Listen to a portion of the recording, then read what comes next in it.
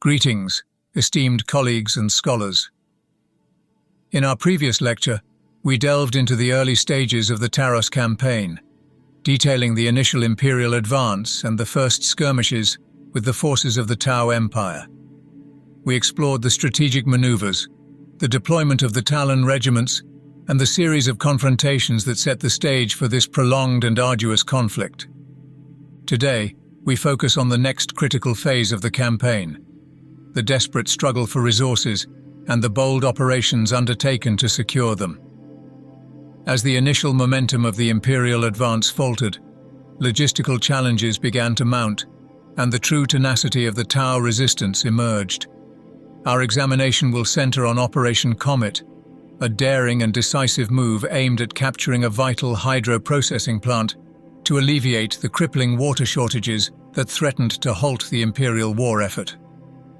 Through the lens of General Sikova's strategic planning and the execution of airborne assaults by the 23rd Elysian Drop Troops, we will uncover the complexities and stakes of this pivotal moment. The operation's success or failure would significantly influence the campaign's trajectory, revealing the stark realities of war on Taros. Join me as we unravel the saga of the Taros Campaign, where valor, strategy, and survival intertwine in the relentless pursuit of victory. So please sit and listen closely as we follow the Guard, pushing onwards. As the Imperial Guard pressed northwards, the initial vigor of their advance began to wane within the first few weeks. By the 20th day, the regiments had traversed approximately 300 kilometers, but were increasingly hampered by logistical difficulties. Fuel shortages became critical, with many convoys failing to reach their destinations, stalling the advance until new supplies arrived. Additionally, the necessity of strict water rationing compounded the challenges, slowing offensive operations considerably. On the left flank of the front, the 17th Talon Regiment neared an upland area known as the Phyyra Heights. This rugged terrain, marked by steep escarpments, lay on the horizon. Following orders from Lord Marshal de Stael's headquarters, the regiment was directed to veer slightly westward to seize this higher ground.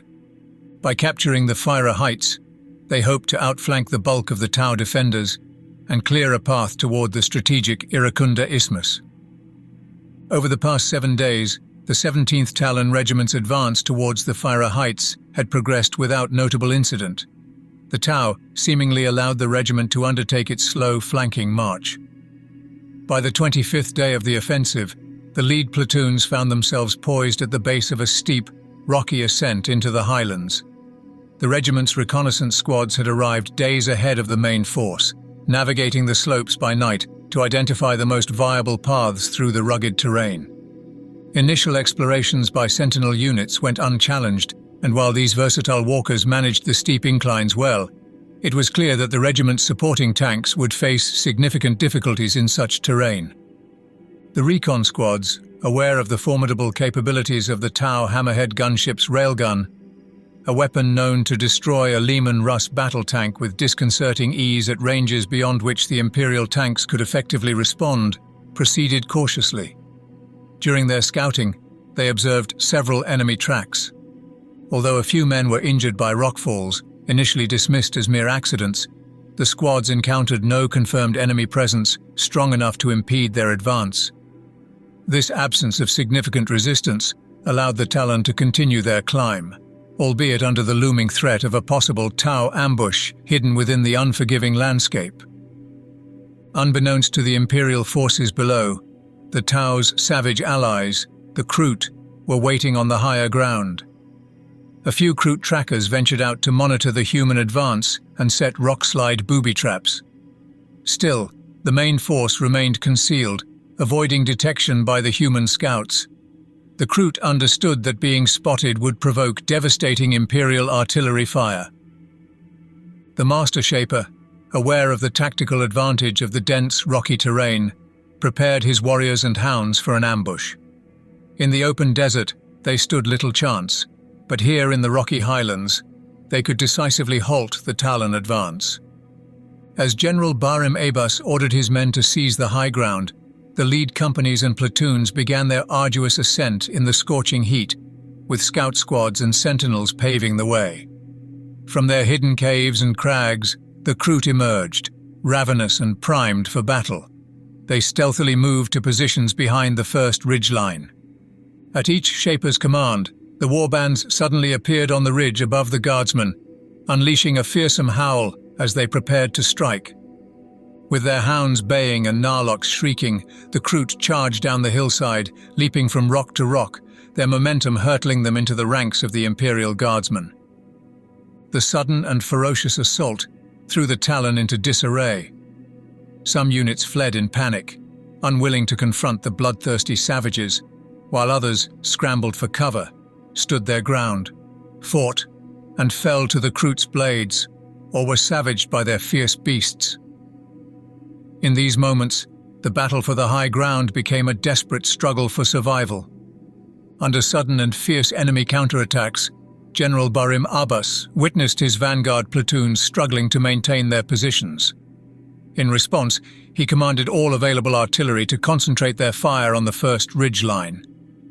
Directed by forward observer teams on the hillside, the mortars and earthshaker cannons unleashed relentless barrages, enveloping the ridge in fire, smoke, and dust. This intense artillery cover enabled the beleaguered lead platoons to execute a tactical withdrawal. Fortunately, the Kroot chose not to pursue, preferring the safety of the dense cover on the higher ground.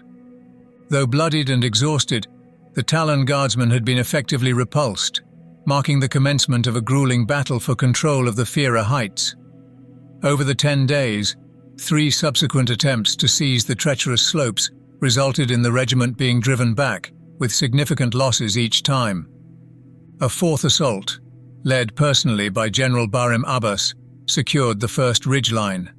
Still, the 17th Talon Regiment's overall offensive had ground to a halt.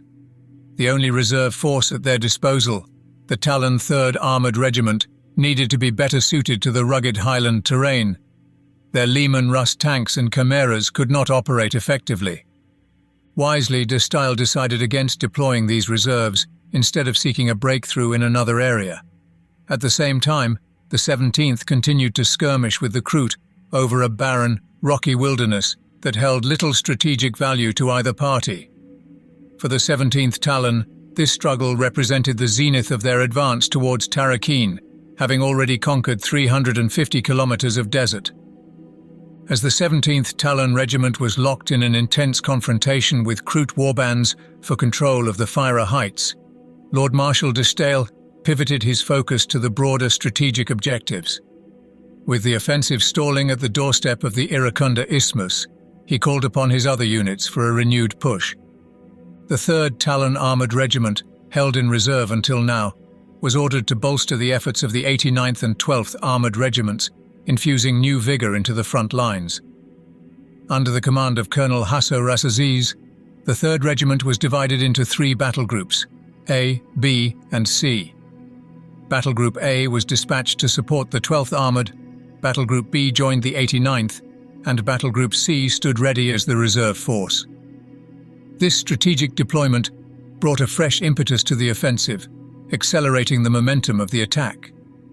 By 596 M41, Battle Group A of the 3rd Armoured led a spirited new assault. Amid the robust smell of diesel and the grind of tank tracks, the regiment's 1st and 2nd tank companies surged northward, kicking up a vast cloud of dust as they advanced. Chimeras and basilisks closely followed, supporting the armoured spearhead. Yet the Tau remained a formidable adversary, expertly targeting the advancing tanks with their railguns before skillfully retreating, the relentless skirmishes claiming 6 of the regiment's vehicles on the first day alone. On the 3rd day of the renewed offensive, the vanguard of Battle Group A approached the significant mining operations at Giadamak. The landscape was marked by deep quarries and towering spoil heaps, an industrial scar upon the desert. From his vantage point, General Rasaziz, peering through his magnoculars, assessed the strategic layout of the land.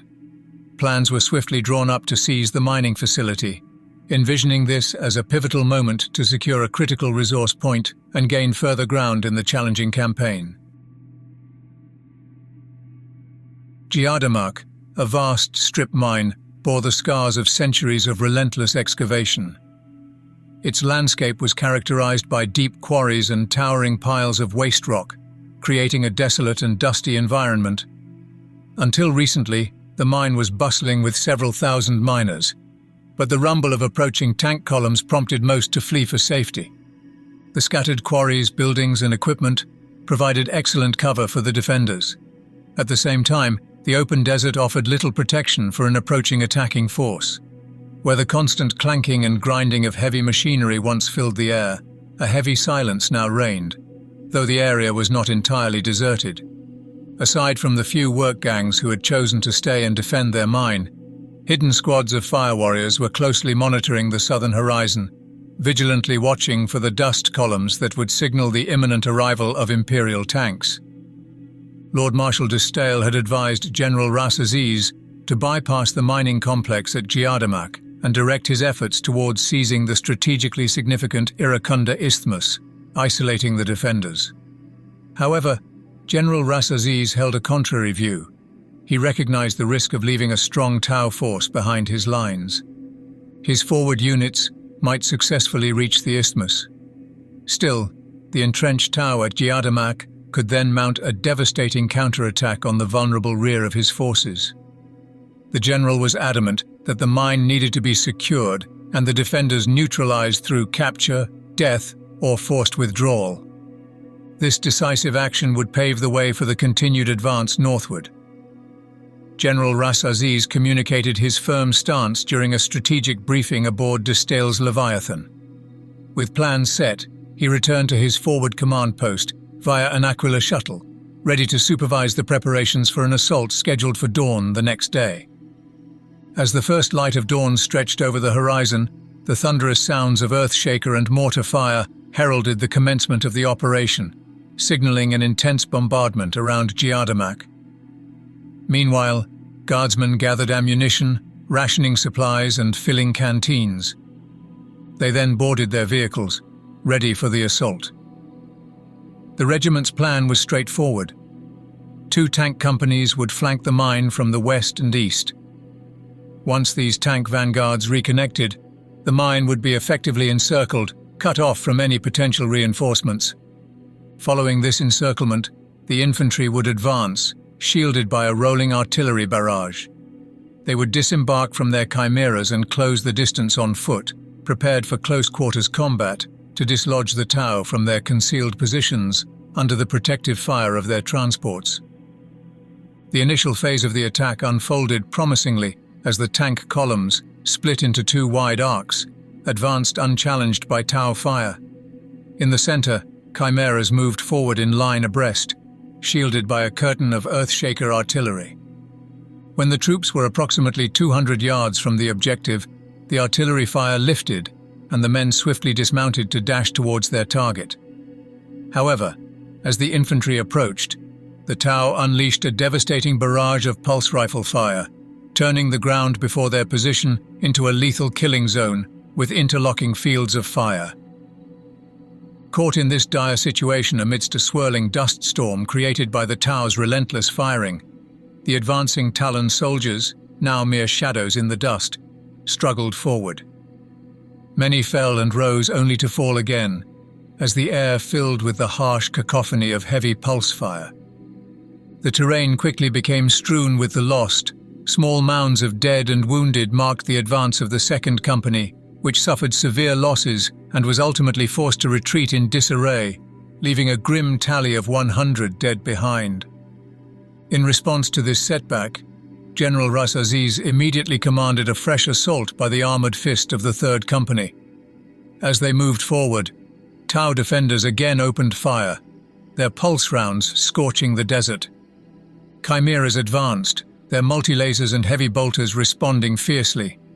Leading this charge was Captain Hadid, whose Chimera sustained 35 pulse-round hits. 1 lethal shot pierced the front armour, killing his driver. Undeterred, Captain Hadid dismounted, rallied his men, and led the charge on foot.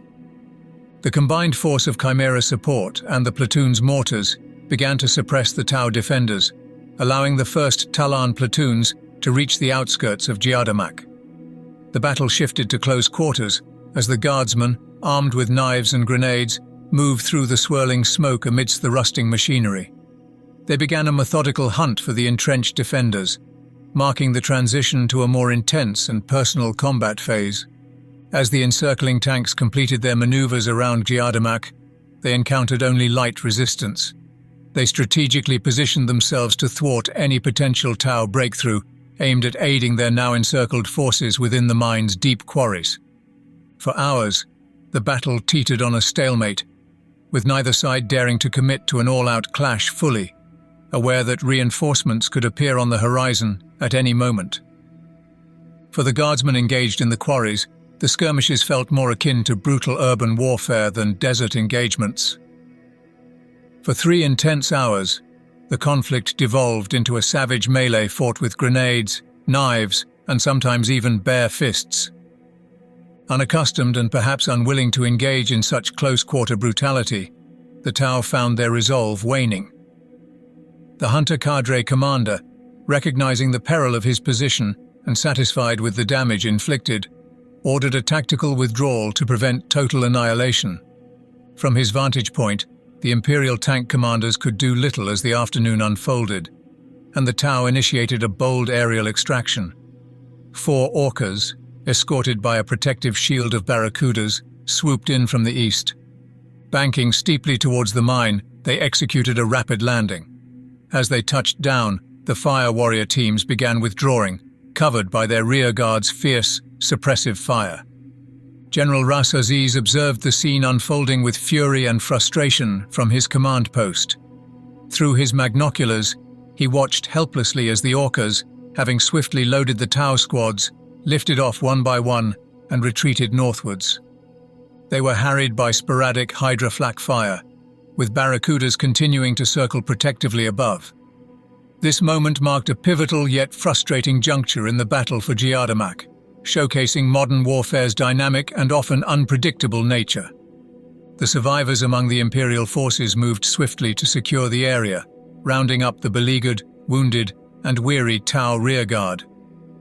A total of 63 prisoners were captured, a small consolation against the harsh toll on the 3rd Talon Regiment, which suffered 322 casualties and lost 11 vehicles.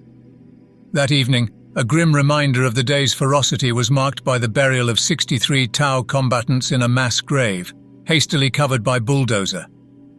Giadamak itself was transformed into a fire-scorched wasteland by day's end, its terrain marred by artillery craters and strewn with the remnants of battle, spent power cells, bloody bandages, smouldering wreckage, and the fallen from both sides.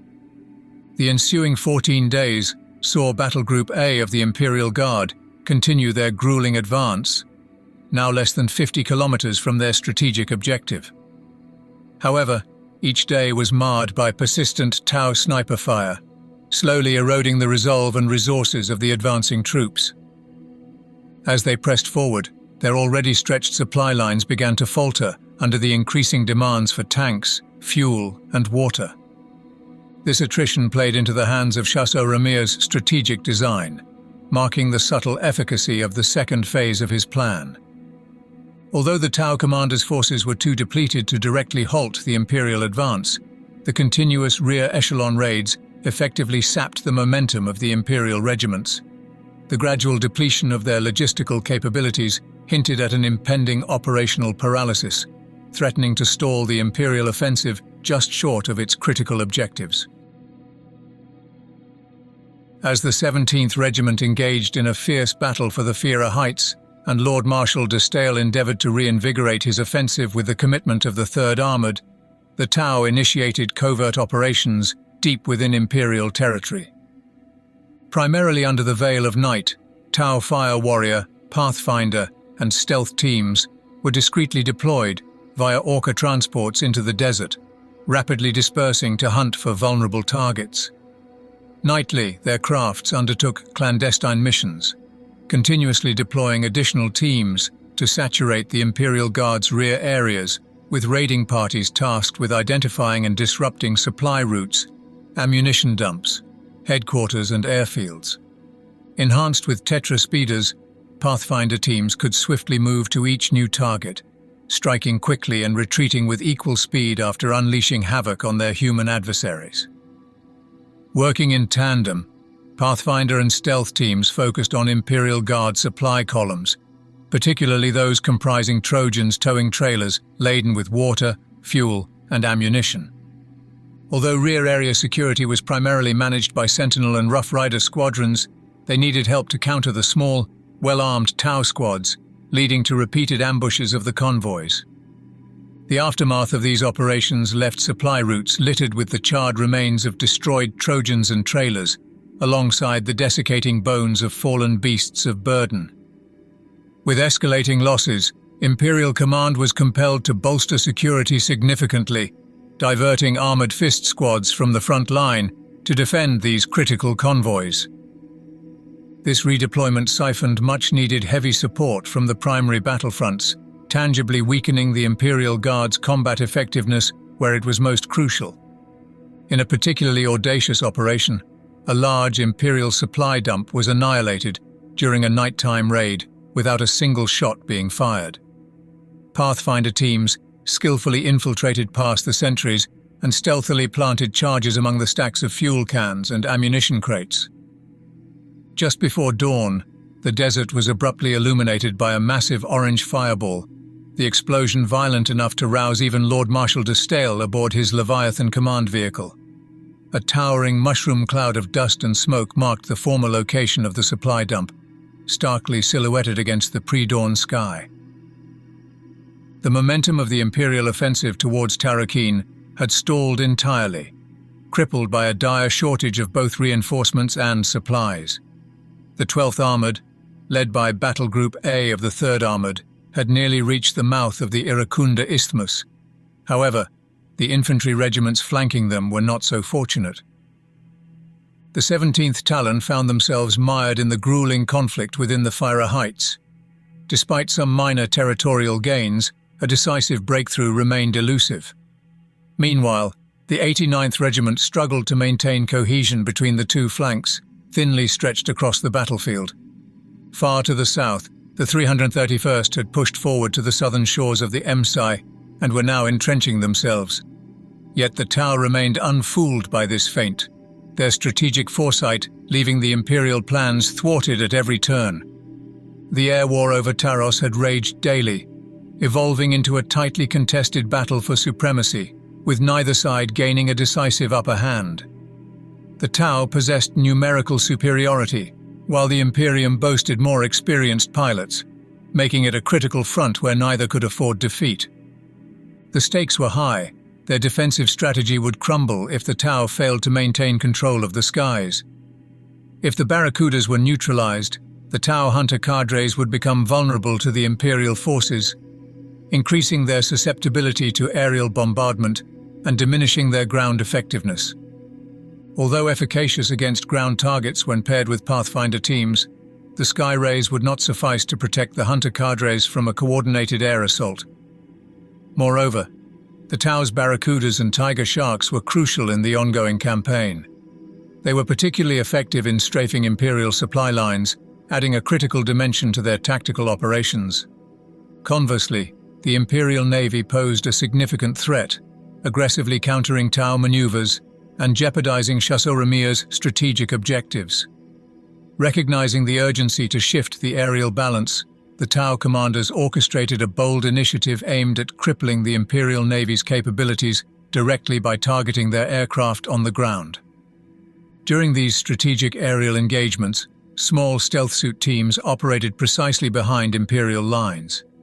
Tasked with reconnaissance and strictly instructed to avoid engagement, these teams moved under darkness to scout and relay the positions of critical Imperial supply routes and depots. However, their orders were abruptly changed with the air war intensifying and the balance tipping precariously. The new directive prioritized the location of Imperial air bases, marking them as the highest priority targets, shifting their mission focus to directly undermine the Imperial aerial threat. This shift signaled a significant escalation and refocusing of Tau efforts to decisively influence the outcome of the conflict. When a stealth team successfully identified the location of a forward Imperial airbase, Shaz-el-Kiri acted with decisive speed. He assembled an elite strike force composed of his finest fire warrior teams, setting the stage for a high-risk operation. The plan was audacious and perilous, a daring nighttime raid executed under darkness. A single Orca transport would skim low over the desert, approaching the airstrip undetected. As it passed directly over, the fire warrior teams and their support units, including drones and crisis battlesuits, would deploy directly onto the airfield. Their mission was clear: to incapacitate all grounded aircraft using EMP grenades, with Shaz-el-Kiri personally leading the charge. After deploying its troops, the Orca was to execute a tight turn and return for a direct landing on the airstrip, facilitating a swift extraction. Once the Imperial aircraft were neutralized, the Tau forces would regroup swiftly back to the Orca, prepared to beat a hasty retreat under the protective escort of a squadron of Barracudas, ready to intercept any Imperial counterattack. The element of surprise was crucial to their plan. Still, they were acutely aware that once the airbase staff detected the assault, the response would be swift and formidable. Shaz-el-Kiri briefed his warriors on the gravity of their mission, underscoring the perilous nature of their task. Deep within enemy lines, their chances of survival were slim, and any mishap would leave them utterly isolated. Yet, the potential impact of their success, shifting the regional balance of power, made this perilous venture a calculated risk that resonated with their commitment to the greater good. This operation, if successful, promised to significantly alter the strategic landscape, justifying its immense risks. The initial phase of the attack unfolded exactly as Shaz-el-Kiri had planned. Equipped with Black Sun filters and a disruption pod to evade detection, the Orca skimmed fast and low over the desert towards the Imperial airfield. However, as it neared its target, the airbase's anti-aircraft defenses detected its presence. They unleashed a volley of Hydra flak gunfire, scoring several hits on the approaching craft. Despite the barrage, the Orca's mission continued uninterrupted. Over the airfield, the rear ramp descended and the Tau forces sprang into action. As Hydra autocannon tracers streaked through the night, the fire warrior teams dashed toward the stationary thunderbolts. At the same time, Shaz-el-Kiri's crisis battlesuits targeted the Hydra platforms, quickly silencing them with precision strikes from their plasma rifles and missile pods. Amidst the chaos, an emplaced multi-laser found its mark, destroying one battlesuit in a dramatic explosion of sparks.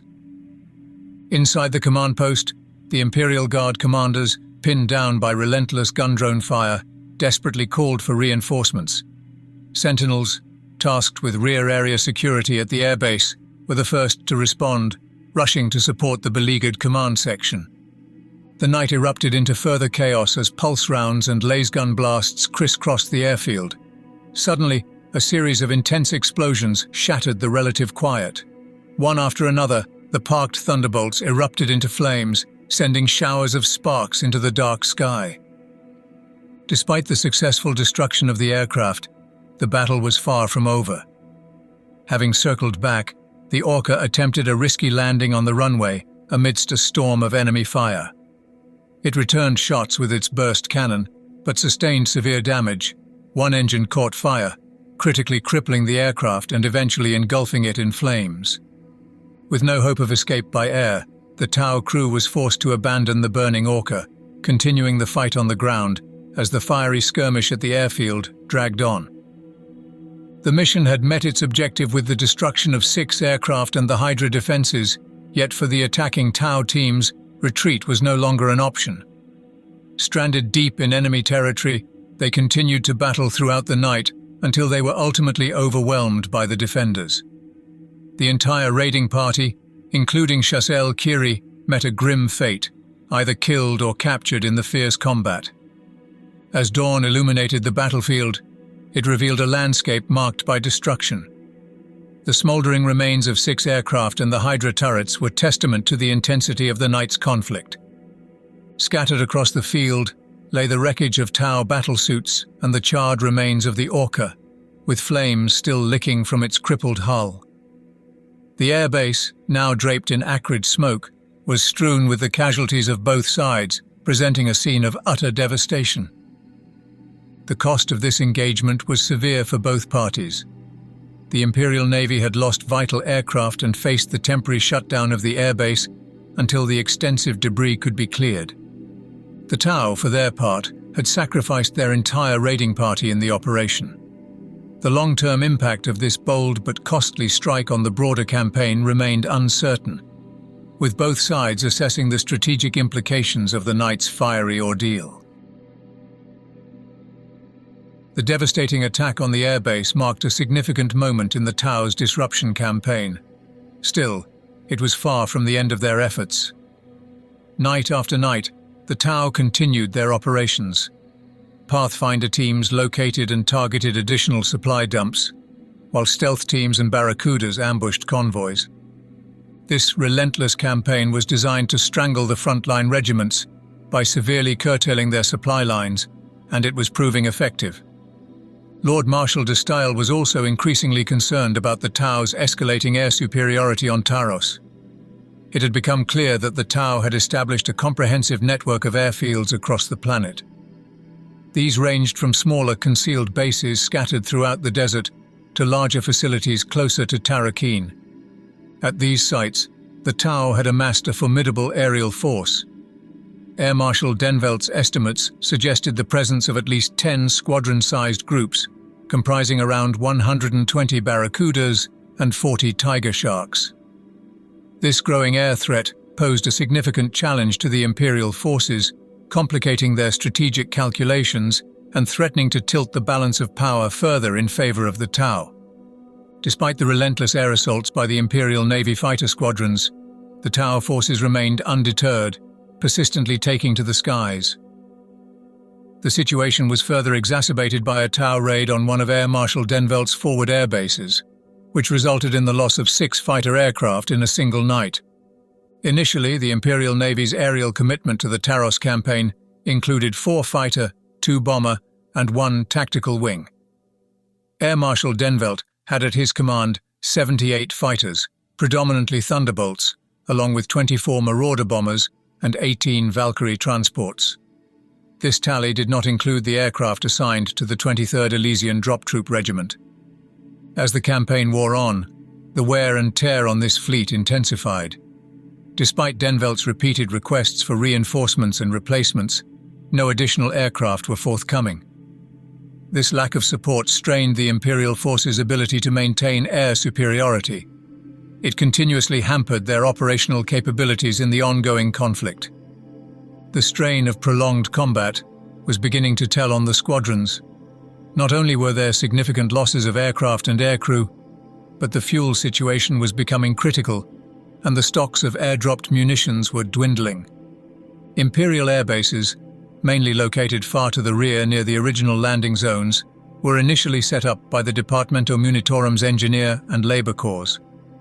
As the front line pushed forward, these bases became increasingly distant from the action, resulting in longer flight times for the aircraft and less time spent on the battlefield. Plans to move fighter bases forward had been scrapped following a Tau raid, as the risk of exposing grounded aircraft to roving stealth teams was deemed too high. In response to this threat, security at all air bases had been heightened, pulling vital forces away from the forward Imperial Guard regiments to bolster defenses. Meanwhile, the bomber squadrons relentlessly targeted Tarakeen and the Iracunda Isthmus, launching repeated air raids on the city and suspected Tau bases.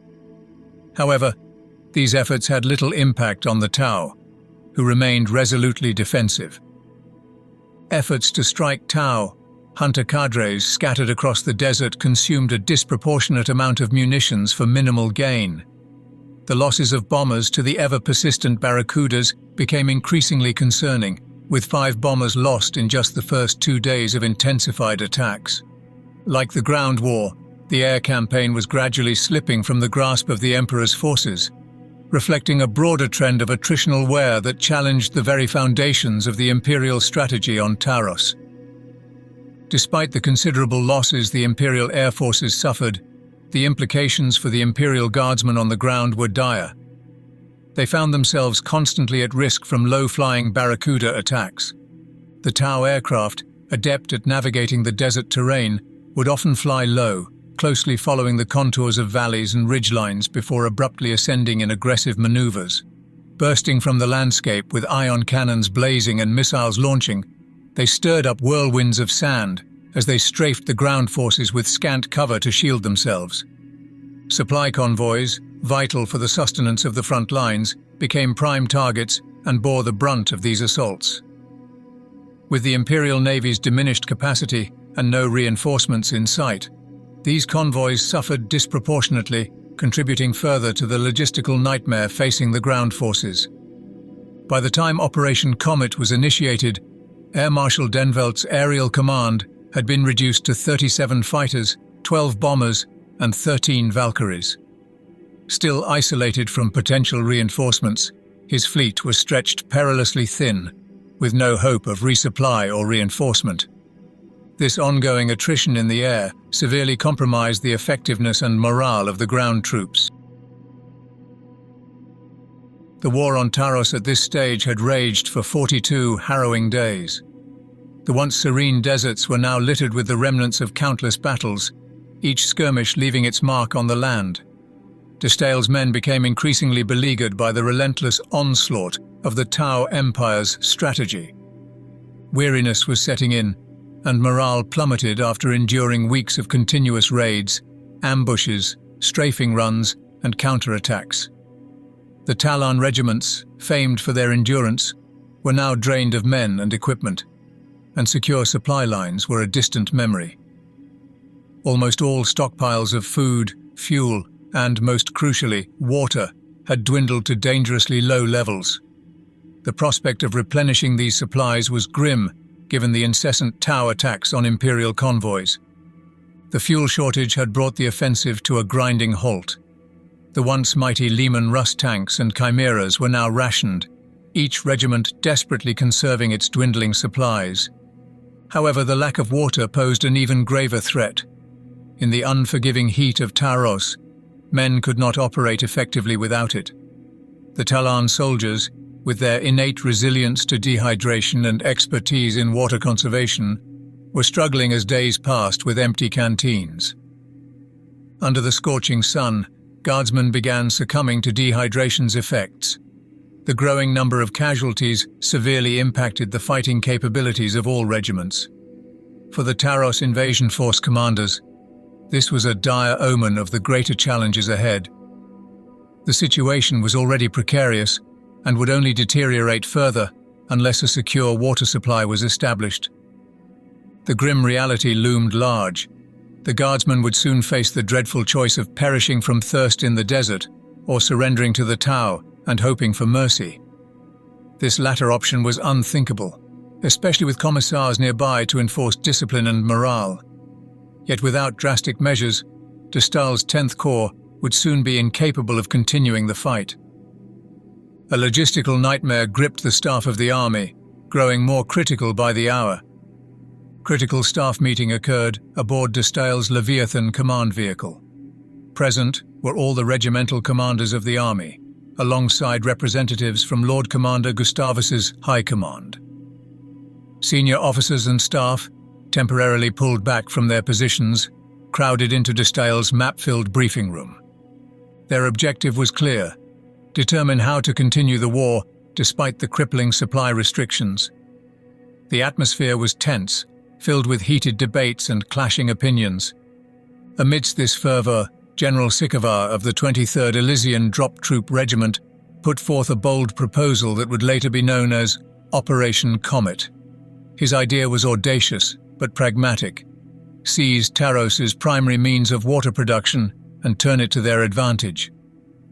The Talon regiments had already captured several small hydro farms, some rendered useless by the Tau, and others still capable of supplying modest amounts of water. Sikovar argued that the army should focus on larger hydro-processing plants.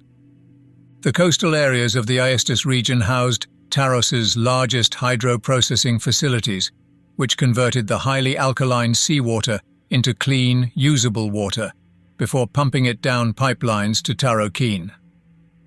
The centerpiece of these facilities was Hydro-Processing Plant 2330, located towards the eastern end of the Iracunda Isthmus. Capturing this plant intact would give the army a vital and substantial water supply, enabling them to push on towards Taros Campaign. The idea quickly gained traction among the commanders. The prospect of securing a reliable water source was a beacon of hope amid their dire situation. If successful, Operation Comet would alleviate their logistical nightmare and provide the necessary momentum to continue their campaign against the Tau. Sekeva's plan was a pivotal turning point in the war, and its success was crucial for the Imperial forces. General Sekeva's men, the long-idle Elysian drop troops, were restless and eager for action. Destale had previously denied Sekeva's requests for drops to support the advance. Still, the worsening situation at the front lines now demanded the deployment of these well-husbanded reserves. The Elysians, an elite, highly trained, well-equipped regiment, were perfect for this critical mission. Operation Comet presented Sekeva with the opportunity he had been waiting for, and he was given a tight 3-day deadline to plan and prepare the attack. The operation involved deploying his entire regiment to capture the hydro-processing plant. The 23rd Regiment would then hold the facility, providing a secure water supply, while a new ground offensive aimed to link up with the Elysians on the Iracunda Isthmus. Destale had to rely on his last fresh forces to achieve this breakthrough. Key among these were the Raptor's Space Marines, whose support was crucial. Though they could provide orbital aid, their deployment on the ground as an armored breakthrough force was deemed more effective. Given their independence from the Army's supply issues, they were ideally suited to spearhead the attack. The 3rd and 12th Talon armored regiments, already heavily engaged and depleted, lacked the necessary combat power for the assault. In addition to the Space Marines, the Warhound Titans of Legio Ignatum were brought into the fray. Having arrived late and not yet committed to battle, these colossal war machines were now ready to lend their formidable firepower and speed to the offensive. Their deployment would provide a decisive advantage, with their ability to swiftly penetrate enemy defenses and facilitate a rapid advance towards the hydro plant. It was believed that the Tau had no forces on the planet capable of countering the Warhounds, making them an unstoppable force in the upcoming assault. The obvious choice for the relief column was the 114th Cadian Regiment, an entirely mechanized unit. The Cadians, having not yet seen combat on Taros, were perfectly suited for a rapid advance, given their Chimera-born infantry. Colonel Stransky, the regiment's commanding officer, received his orders. The 114th represented the last of Destale's reserves from 13th Corps, and it was clear that failing to commit these remaining forces now would surely result in losing the war. Destale ordered that the 114th be prioritized for fuel supplies, requiring the Talon regiments to turn over any remaining stockpiles. This left the Talons with only emergency fuel, effectively ending their capability to conduct offensive operations and relegating them to a purely static defense force. For the 23rd Elysian drop troops and General Sekeva, the 3-day deadline to plan Operation Comet was incredibly tight. However, the Elysians were familiar with such demands, having previously planned and executed similar attacks. Sekeva's regiment drew upon their extensive experience to prepare the operation swiftly. The objective was clear: seize hydro-processing plant 2330, with a lightning assault executed with pinpoint accuracy. Sekeva emphasized to his sub-officers that the plant must be taken largely intact, with minimal collateral damage. The facility would be useless if reduced to scrap metal in capturing it. Once the attack was complete, the regiment had to hold the plant until the ground forces arrived to relieve them. This meticulously coordinated effort was essential. The 114th Cadians, with their mechanized capabilities, were critical for the rapid advancement needed to secure the plant and link up with the Elysians. Destale's decision to prioritize their fuel supplies underscored the operation's urgency and importance. The success of Operation Comet relied not only on the precision and speed of the Elysians' initial assault, but also on the timely and efficient advance of the Cadian relief column. This strategic coordination was the linchpin in ensuring that the Imperial forces could secure a vital water source and maintain their momentum in the campaign against the Tau. To transport his forces to their objective, Sikova's staff devised a plan consisting of 3 distinct airborne operations: transportation, protection, and resupply. The first step was assessing the available aircraft, as the mobility of the 23rd Regiment depended entirely on the number of aircraft at their disposal. They had enough Valkyrie airborne assault carriers to transport half the regiment in one lift. However, not all the carriers could be dedicated to the transport mission, as some were needed for resupply, and the regiment's own Vultures, along with support from an Imperial Navy fighter wing, would provide protection.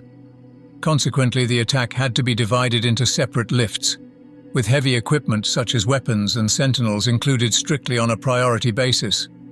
A loading schedule was quickly compiled, detailing everything from the initial assault platoons and their supporting heavy equipment to extra ammunition, fuel, and enough food and water for the squads to sustain 3 days of combat. General Sikava was anxious to ensure the second lift occurred as soon as possible after the first, ideally on the same day. He knew that deploying less than half his regiment without much of their heavier equipment would leave his men vulnerable to a swift Tau counterattack. Once Operation Comet commenced, it was expected that the Tau would rapidly attempt to eliminate this new threat. Therefore, the timing of the second lift was critical. However, logistical constraints made this challenging. The distance from the Elysian airbase to the target was 1,050 kilometers, making the round trip 3 to 4 hours long. The Valkyrie transports required extra external fuel tanks for the journey to the target and back. Additionally, they needed maintenance, battle damage repairs, refueling, and a new loading schedule once the aircraft returned. Inevitably, losing aircraft and crews during the first lift would further delay the schedule. Therefore, completing 2 lifts in one day was impossible, and the second lift had to follow on day 2. Sikova was acutely aware of the urgency. He understood the speed at which the Tau could mobilize their Manta-born hunter cadres. Despite his determination to expedite the second wave, the logistical realities dictated a more measured approach. This meticulous planning and the coordination of air and ground forces underscored the immense complexity and urgency of Operation Comet. The success of this operation relied heavily on the precision and timing of these airborne lifts, coupled with the ability to withstand and repel inevitable Tau counterattacks until reinforcements arrived. General Sikava faced a crucial decision: whether to launch the attack by day or night. Nighttime would preserve the element of surprise and introduce significant challenges for his men and pilots. Only a few aircraft were equipped with night vision, and given the precision required, attacking the facility without these capabilities was too risky.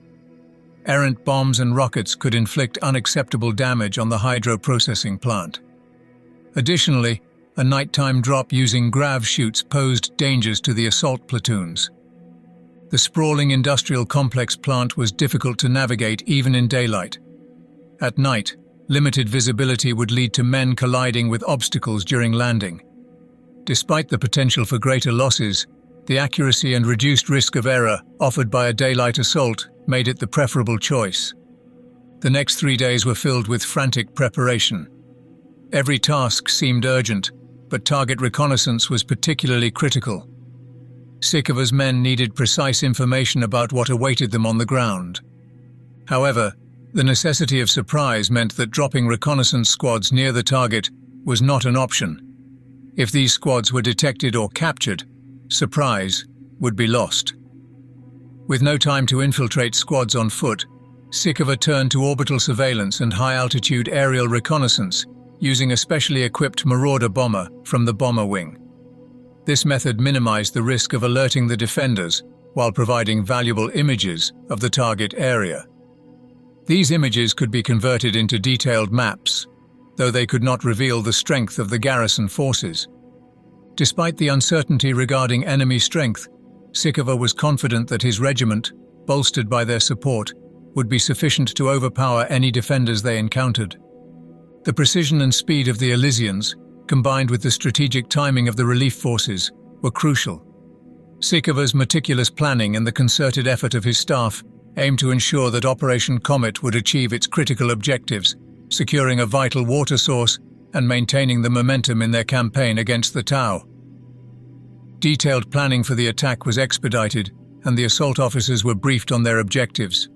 The priority targets for the first lift were identified: the Central Control Complex, the lifting station, pumping stations 1, 2, and 3, and the holding tanks, which should already contain vast quantities of pure water. Even if the site suffered significant damage in the fighting, the water in the holding tanks would still be valuable. Secondary targets included the chlorination works, the main and reserve pumping stations, and the generator house. These targets were to be captured in the initial assault wave, with the second wave reinforcing and establishing a defensive perimeter around the entire complex in anticipation of a Tau counterattack.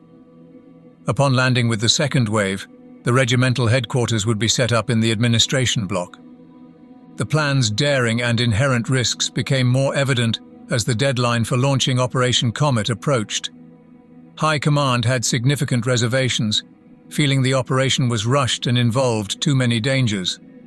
Questions arose. Was the plan compromised by a lack of aircraft? Did the necessity of 2 separate lifts undermine the attack's effectiveness and leave the first wave too vulnerable to a Tau counterattack? The operation also suffered from insufficient reconnaissance and intelligence, increasing the risk of the relief forces' breakthrough on the Iracunda Isthmus being delayed or thwarted. Even adverse weather could impede the drop troops' ability to resupply. The 23rd Elysian Regiment faced the very real prospect of disaster, and a failed operation could cost the Imperium the war and the planet itself. Despite these strong objections, General Sikova remained resolute. He believed the mission was achievable with the forces at his disposal. Confident in his regiment's ability to capture the processing plant and hold it for 3 days against Tau retaliation, Sikova argued that the risks were no greater than those in any airborne operation. Securing the water supply would resolve the 21st Army's critical logistical problems and allow the advance to Tarakeen. Sikova envisioned Operation Comet as the turning point of the campaign. This decisive move would shift the balance in favor of the Imperium.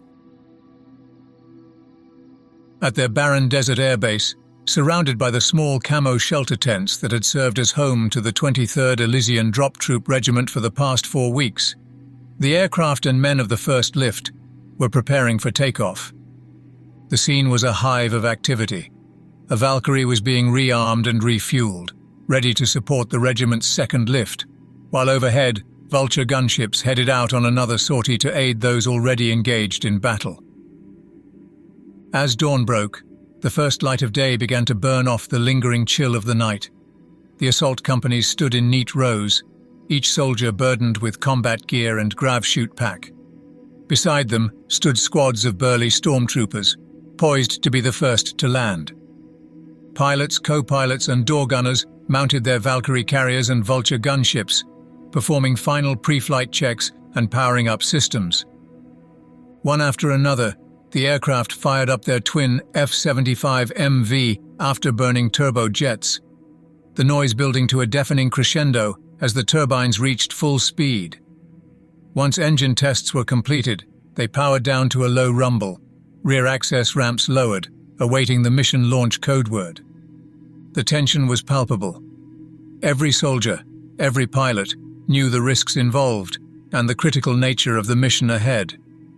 The success of Operation Comet hinged on this moment, as the first lift prepared to embark on its daring mission to seize Hydro Processing Plant 2330. Squad by squad, platoon by platoon, company by company, the drop troops marched into their transports, ascending the ramps and taking their seats. Once each squad was secure, the sergeant hit the ramp close button, sealing the guardsmen inside until the order to jump came. The atmosphere was electric with tension. After weeks of waiting in the deserts, the Elysians finally entered the war to confront the Tau. The takeoff was an awe-inspiring spectacle for those men assigned to the second lift, awaiting their turn. 160 Valkyries and 30 Vultures simultaneously powered up their engines, creating a deafening roar reverberating across the desert for kilometers. The aircraft began to rise one after another, kicking up swirling sand and dust as they lifted clear. To the observers, it was an unstoppable airborne armada.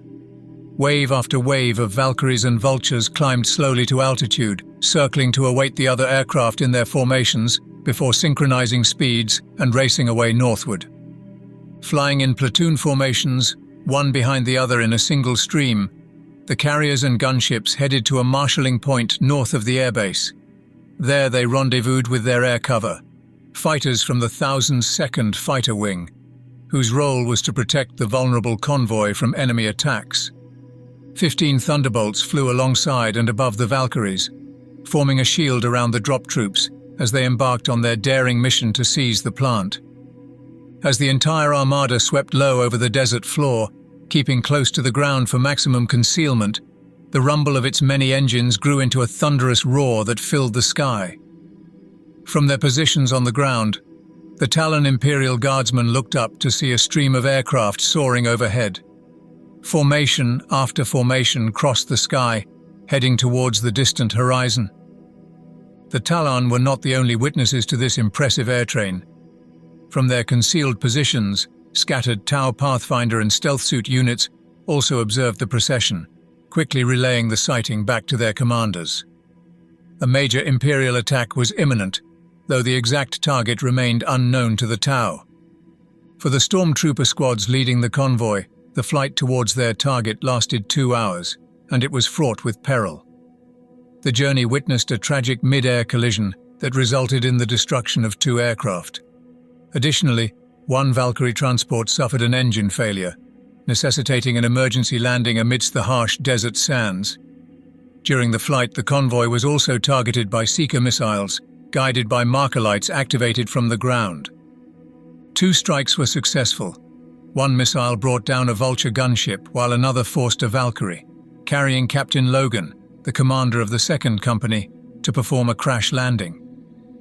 This tense journey underscored the hazards faced by the Imperial forces as they moved deeper into contested skies, inching closer to a confrontation whose scale and intensity were yet to be fully realized.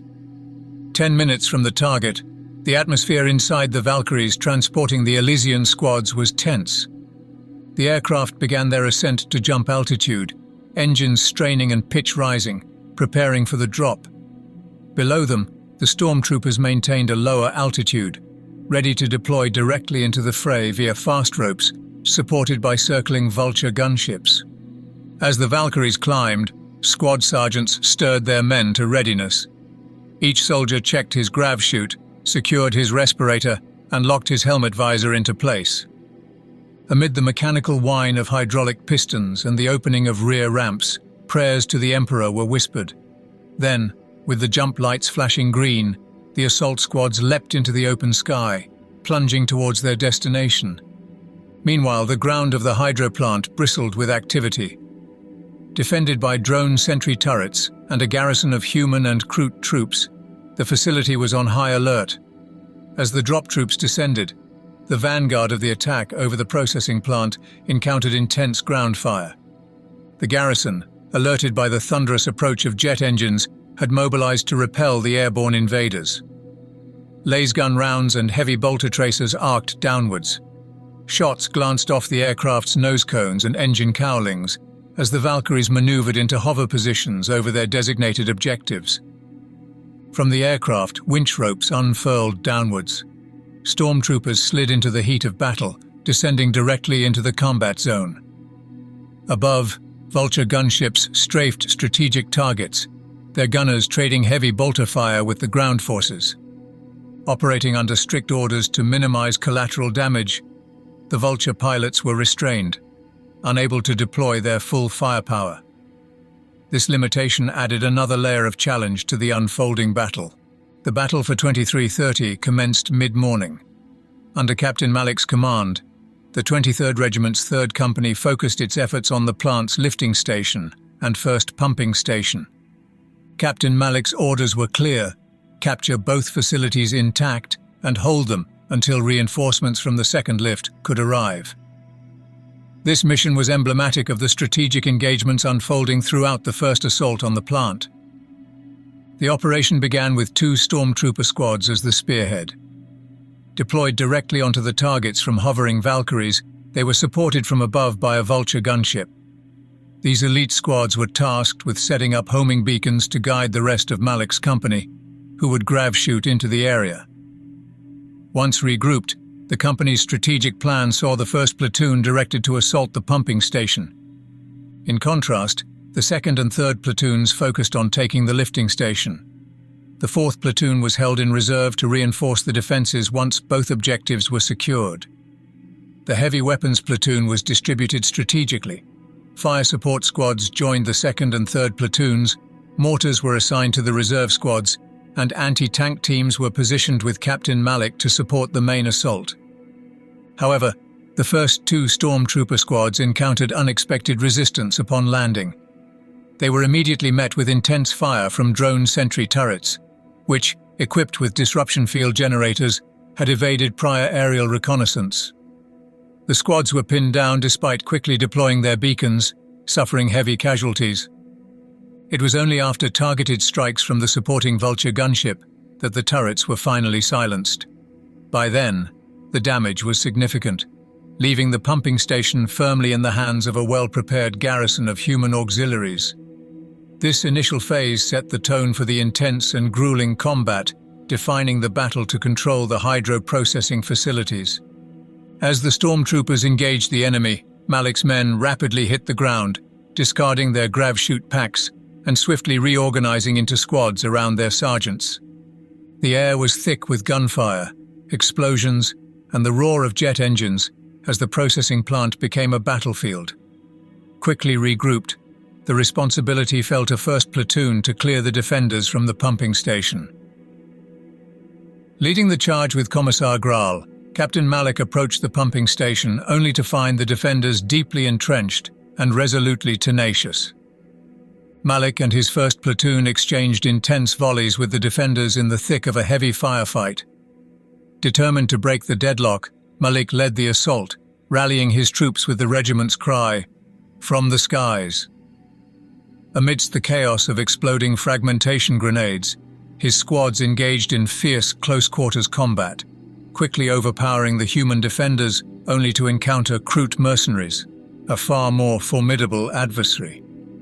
The savage hand-to-hand combat proved too much for the Imperial forces. Despite their initial success, First Platoon was forced to retreat under the cover of frag and crack missiles. During the tumultuous withdrawal, Captain Malik was killed, his body gruesomely displayed within the pumping station's pipework. With their initial assault repelled and their commanding officer dead, Commissar Graal stepped forward to take command of the beleaguered Elysian forces.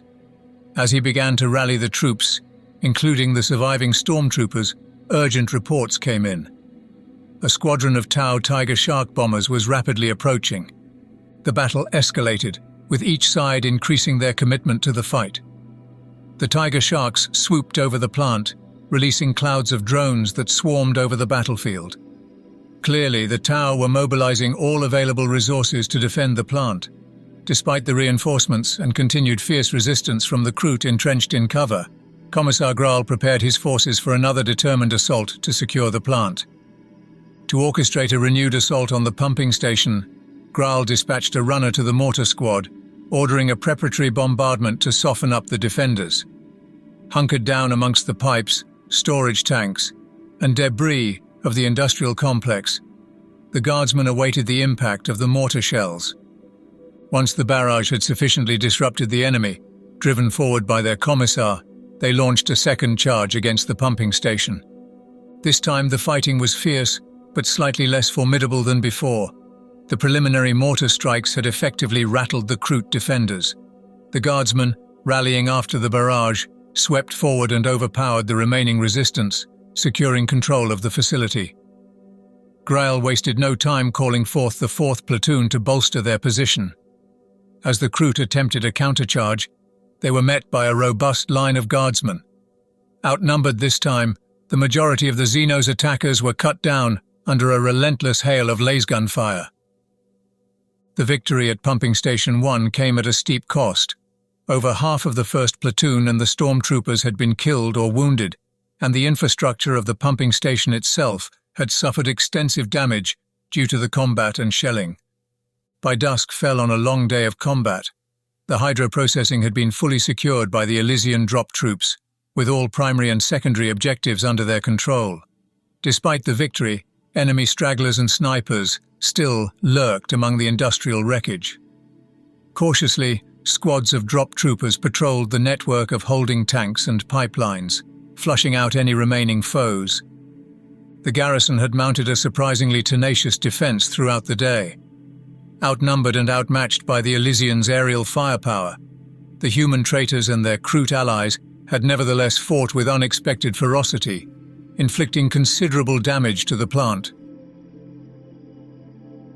On the second day of Operation Comet, dubbed the Crisis of the Second Lift, the procedure of the previous day was replicated.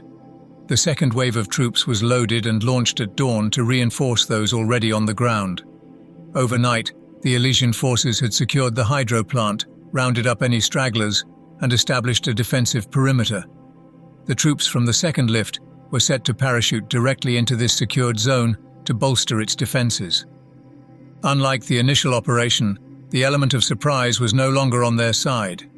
The Tau, aware of the previous day's events, were prepared and actively mobilizing forces to the processing plant, with Mantas loading up fresh hunter cadres. The first lift had managed to bypass Tau defenses with minimal resistance, but the second wave faced a much more formidable challenge. The Tau redirected all available Barracudas to intercept the air train. The Valkyries and Vultures, despite being powerful aircraft, found themselves outmatched in agility and firepower by the high-performance Tau jet fighters. As the second lift neared the target, an intense aerial battle ensued between the Imperial Navy's Thunderbolts and the Tau Barracudas.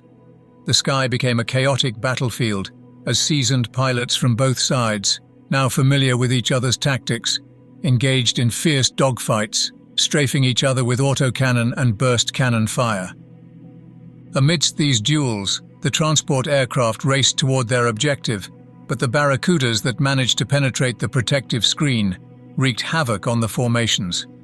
The Valkyries, scattered like sheep before wolves, attempted desperate maneuvers to evade the Tau attackers, resulting in 7 being shot down. This disruption had a significant impact over the target area.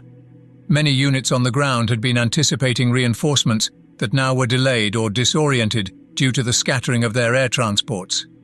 Confusion reigned as squads became lost and intermingled. Despite the dire circumstances and unexpected losses, the remaining Valkyries pressed on bravely, determined to deliver their troops to support the besieged ground forces. As dawn broke over the desert, the Tau initiated their counterattack, challenging the weary Elysian platoons who had endured the previous day's intense combat. Low on ammunition and entrenched around the hydro plant, the drop troopers watched as the ominous silhouettes of the dreaded Mantas appeared on the horizon. Shimmering in the morning heat haze, these formidable craft began to deploy their cargoes, signaling that the Tau onslaught was imminent. Positioned strategically around the perimeter, transforming buildings into heavy weapons strong points, manning walkways, taking cover behind steel piping barricades, or hunkering down in slit trenches and behind sandbagged positions. The tense, dusty, hollow-eyed drop troopers prepared for the assault. Isolated and surrounded on 3 sides with their backs to the sea, they faced the disconcerting possibility that the Tau attack could surge from almost any direction. As they checked their weapons and sharpened their knives for what could be the last time, the guardsmen found a glimmer of hope in the knowledge that the second lift of reinforcements was en route, closing in by the minute. Following closely behind was the Imperial Guard relief column, even now making its way across the vast desert towards their position. The Elysian guardsmen steeled themselves for the battle ahead, knowing they must fight fiercely and hold their ground until the much-needed reinforcements could break through to their position. The battle at dawn commenced with a ferocious onslaught from Tau Tiger Shark bombers, swooping in low, just as they had the day before. This time, however, rather than deploying drones, the bombers unleashed a barrage of missiles and ion cannons that hammered the hydro-processing plant with relentless fire. The Tau's objective was clear: to soften the Elysian defenses in preparation for the ground assault. Amidst the chaos of explosions that enveloped the plant, the Imperial Guardsmen could do little more than cling to their cover and brace for the bombardment to cease. As the roar of the aerial attack gradually subsided, it was swiftly replaced by the ominous whine of approaching jet engines. From multiple directions, devilfish transports and hammerhead tanks advanced, and the silhouettes of fire warriors, brandishing their long pulse rifles, began to advance into effective range. Accompanying them were the formidable battlesuits, signaling the full onset of the Tau attack. The Tau forces engaged with a calculated and unrelenting ferocity, pummeling the Elysians with a barrage of heavy weapons and concentrated pulse fire. Outgunned in the long-range firefight, the Guardsmen nonetheless managed to mount a robust defense. Their own heavy weapons, including mortars and sentinels, retaliated fiercely, cutting through the no-man's land to strike at the advancing Tau. Despite the intensity of the Tau firepower, the Elysians, well dug in and camouflaged, held their ground. The entrenched Guardsmen were not going to be dislodged by firepower alone. It would take close-quarters combat with grenades and brutal hand-to-hand fighting to uproot them. For now, their attackers hesitated to escalate to such bloody tactics, providing the Elysians a crucial respite to fortify their defenses and prepare for the inevitable escalation of the battle. As the firefight intensified around the perimeter of the hydro-processing plant, the Valkyries and their escorting gunships from the second lift appeared over the southern horizon, climbing to jump altitude. Inside, the men were poised for deployment directly into the thick of battle.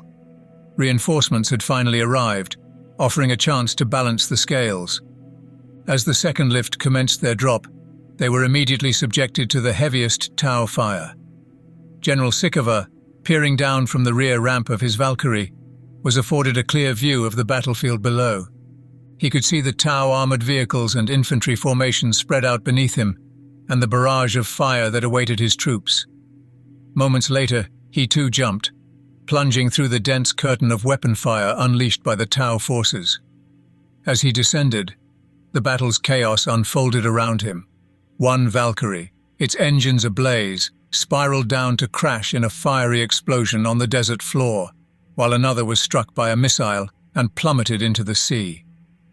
In a desperate bid to avoid the Tau's relentless anti-aircraft fire, the Valkyrie pilots executed emergency evasive maneuvers.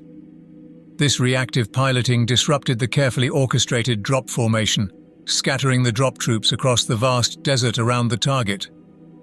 Some managed to land within the safety of the perimeter. Others were less fortunate, meeting their end in the toxic sea or among hostile Tau forces, where they were shot down mid-descent. This disarray among the reinforcements added another layer of complexity and peril to an already fierce battle. As the surviving Valkyries retreated, their frames battered and engines faltering, they were followed by the Vultures, which had swooped into the fray to unleash rockets and autocannon fire upon the Tau. Limited by their fuel capacities, these aircraft could only engage briefly before needing to return to base for refueling. Their pilots did their utmost to support the ground forces before having to withdraw alongside the damaged Valkyries. Upon learning of General Sikova's incapacitating injury, Colonel Balach, the regiment's second-in-command, was thrust into the leadership role for all ground operations. Positioned atop the administration block, he observed the Vultures' aerial maneuvers, darting through the desert skies, evading enemy fire, and intermittently rising to discharge their payloads. It became evident to Colonel Balach that robust air support was critical, not only for holding back the advancing Tau, but also for the survival of his regiment, now caught in an intense battle. Recognizing the dire need for additional aerial reinforcements, Colonel Balach urgently communicated with General de Stael's headquarters. His message was clear and pressing. Holding objective, surrounded by enemy forces in great strength. Urgently require air support to sustain perimeter. Please advise on likely ETA of relief force. The desperate plea for support from Colonel Balak was heard loud and clear, not only by Lord Marshal de Style but also by Tau commanders who intercepted the communication from within their manta. As the Imperial Navy scrambled a fighter wing to provide the urgently needed air support, Tau Barracudas were swiftly vectored to intercept them. At this juncture, the full impact of the Tau's earlier audacious raid on the airbase was felt profoundly by the Imperial forces. With the bulk of the Imperial Navy's fighters already deployed in support of the relief column and covering the air train's return to base, this additional call to action severely strained the remaining resources. No replacement aircraft had been received since the onset of the campaign, and fuel supplies were dwindling. Ultimately, only 6 airworthy Thunderbolts were available to respond to the new mission, a number starkly inadequate for the task at hand. As they approached the target area, the 6 Thunderbolts encountered a squadron of 12 Barracudas. Outnumbered and outmaneuvered, 4 of the Imperial fighters were swiftly shot down, forcing the 2 surviving Thunderbolts to retreat to base. Colonel Balak's hope for air support evaporated, leaving his forces isolated and vulnerable. Back at Plant 2330, the situation remained tense as sporadic firefights continued throughout the rest of the day and into the night. The Tau, rather than launching an immediate full-scale assault, opted to besiege the Imperial defenders. They maintained pressure with long-range weapons fire, content to slowly erode the defenders' resolve while conserving their forces for a decisive final push to reclaim the plant. With the Imperial Navy unable to provide the needed assistance, the 23rd Elysians were left to depend on their resources, notably the Vulture gunships. After a quick return to base to rearm and refuel, these gunships resumed their sorties, endeavoring to provide continuous, albeit intermittent, air cover for the troops on the ground. Due to the significant distance between their base and the battlefield, their presence over the combat zone was brief yet persistent. Throughout the day and into the night, they made repeated runs over the battlefield, their attacks marked by the bright trails of missile launches and the distant sounds of exploding warheads. After 2 days and nights of relentless combat, 2330 lay in ruins. The ongoing exchange of heavy weapons fire between Tau forces and Elysian counterattacks had transformed the area into a desolate scene of destruction. The landscape was now marred by mortar craters and strewn with pipes' twisted and charred remains, along with splintered steel and ash debris. The remains of the dead added a somber note to the scene. Defensive positions were improvised among the husks of burned-out sentinels and the remnants of half-destroyed water and chemical storage tanks, their contents spilled into the sand. The survivors maneuvered within this devastated setting, taking cover in the steel jungle. Their uniforms were ragged, dirtied and blood-stained, testaments to the harsh conditions of their environment. Exhaustion had set in from 2 days and nights of non-stop combat, compounded by the constant threat of another Tau offensive. Sleep was a luxury few could afford, leaving the troops weary and on edge, barely hanging on as they awaited the possibility of further Tau assaults under the cover of darkness. After enduring a relentless long-range bombardment the previous day, the surrounding Tau forces moved in to decisively conclude their assault. Fully aware of the approaching Imperial relief column, the Tau aimed to swiftly dismantle the remaining defenses of the beleaguered Elysians. As dawn broke, the Tau deployed their most formidable asset. A manta swooped ominously over the hydro plant, casting a foreboding shadow that likened it to a predatory bird descending upon its prey.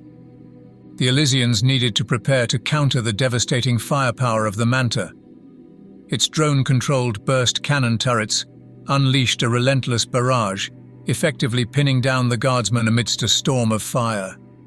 Under this covering fire, Tau battlesuits advanced, paving the way for the following fire warrior teams. This coordinated assault intensified the pressure on the already beleaguered Elysian forces who struggled to maintain any semblance of resistance under the crushing might of the Tau offensive. As the Tau forces advanced under the formidable cover of their manta, they deployed their heaviest weapons at point-blank range, overwhelming the Elysian defenders. Despite a valiant resistance and support from Vulture gunships attempting to engage the manta, the Elysians were significantly outmatched. Methodically, the Tau cleared the ruins, dominating each section as the Elysians either fell back bravely or perished. By mid-afternoon, only fragmented pockets of resistance lingered around the control complex and the causeway leading to the primary treatment center.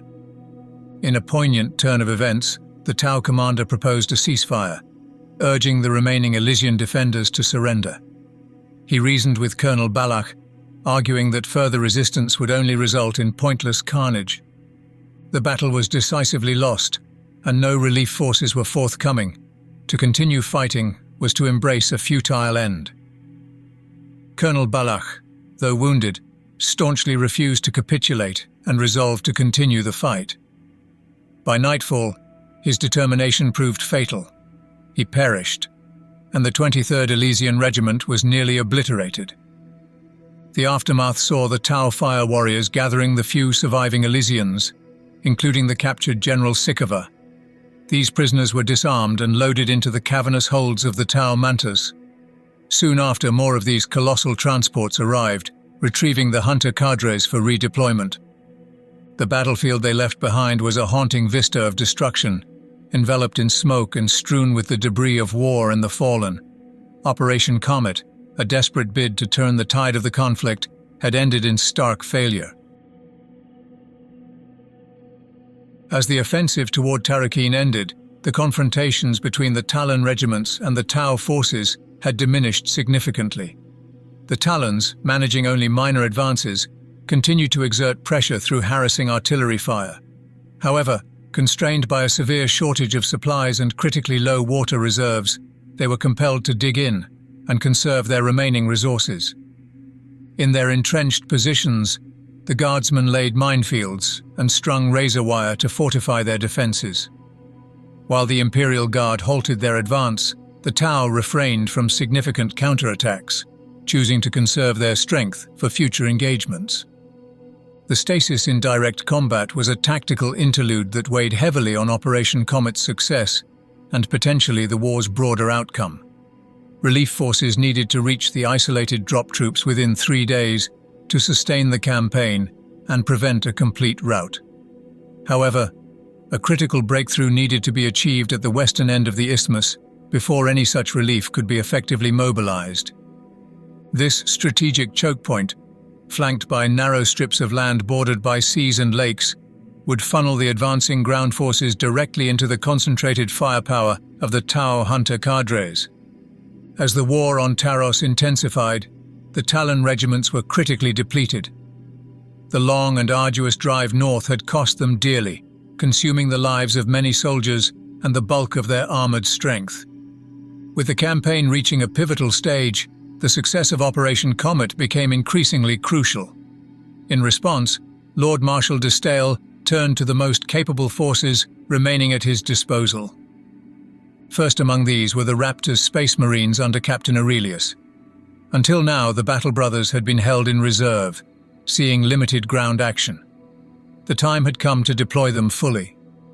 The Space Marines, known for their formidable combat prowess, were designated the spearhead for the next critical thrust. They would be supported by the titanic might of the Titans from Legio Ignatum. These colossal war machines, among the largest the Imperium deployed on Taros, presented a formidable challenge that the Tau were unlikely to match. Together, these elite units were tasked with breaking through the narrow passageways of the Iracunda Isthmus. Their objective was clear: to sweep aside Tau resistance and open the corridor for the mechanized forces of the 114th Cadian Regiment. This concerted push was designed to create a decisive breakthrough, allowing the Cadians to advance northward and secure the strategically vital Plant 2330. This critical operation was set to commence concurrently with the Elysians' Operation Comet, synchronizing efforts across different fronts to maximize the impact and momentum of the Imperial campaign. The stakes were high, and the outcome of these coordinated actions would likely determine the fate of the Imperial forces on Taros. Captains Aurelius and Cades meticulously coordinated the Space Marines' preparations for a formidable armored assault. Thunderhawk transporters buzzed with activity, descending from the orbiting war talon to deliver their cargo to the surface of Taros. This cargo was not mere supplies, but the engines of war: land raiders, predators, whirlwinds, and rhinos, all crucial to the operation's success. As these vehicles were unloaded, Tech Marines busied themselves arming and blessing each piece of machinery, preparing them for the battle ahead. The warriors of the 2nd and 6th Companies assembled, readying themselves for what was to be a heavily armored engagement. These companies were not alone. The 3rd Company's squads were brought planet-side aboard the Thunderhawks, which touched down in the designated assembly area just west of the northern entrance to the isthmus. The stage was set for a rapid and decisive strike. The planet attack was designed to catch the Tau off guard, leveraging the element of surprise to minimize their time to react. It was to be an overwhelming display of force, spearheaded by the formidable armor of the Raptors chapter. This armored thrust would be backed by the devastating firepower of the Warhound Titans. Just behind these spearheads, the 114th Regiment was positioned, ready to advance swiftly once the path was clear, aiming to provide crucial relief to the besieged forces at 23:30. This synchronized military maneuver was crafted to breach the Tau defenses and decisively break through them, altering the balance of power in this critical sector. As the Space Marines meticulously assembled their formidable force, the Warhound Titans of Legio Ignatum were already going northward through the vast deserts. They were not alone in this advance. Accompanying them were the extensive formations of chimeras from the Cadian Regiment. This marked a significant escalation in the campaign, for it was the first time the Tau would face the full combined might of an actual Imperial army, an entire force of the Imperium's fighting units committed as one cohesive and overwhelming entity.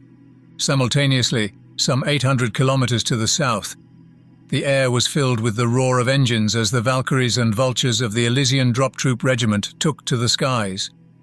Their mission was critical and timely, coinciding with the Space Marines' and Warhounds' offensive maneuvers.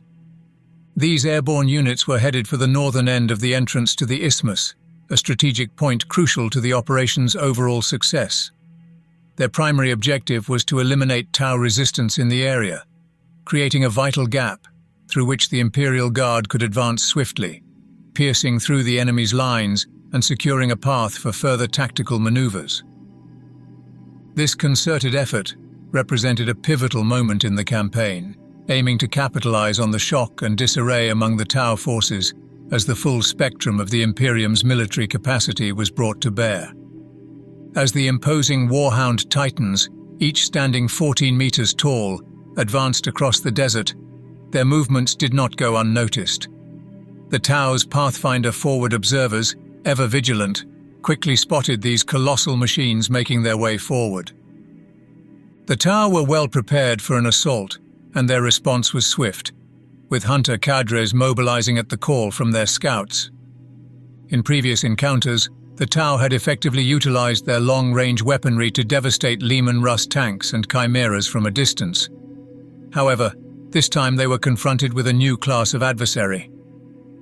The Titans were not only armed with massive weaponry.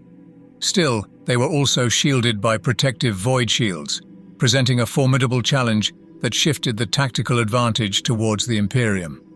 This change in their opponent's nature promised to alter the battle's dynamics. The Tau, who had previously capitalized on their superior range and mobility, would now need to contend with the raw power and resilience of the Imperium's titanic war machines. This confrontation was set to be a pivotal clash, distinctly different from their earlier skirmishes. As the Warhound Titans engaged the Tau hammerheads at maximum range, their massive turbo lasers unleashed devastating blasts. Accompanying this formidable artillery were the Space Marines, swiftly advancing with their land raiders leading the charge, supported closely by whirlwinds and flanked by predators. This aggressive push forced the Tau into a position where retreat was no longer an option. They had to stand and fight, a scenario that played directly into the hands of the Space Marines. The Raptors' strike force, renowned for their speed, accuracy, and aggressive tactics, rapidly closed the distance.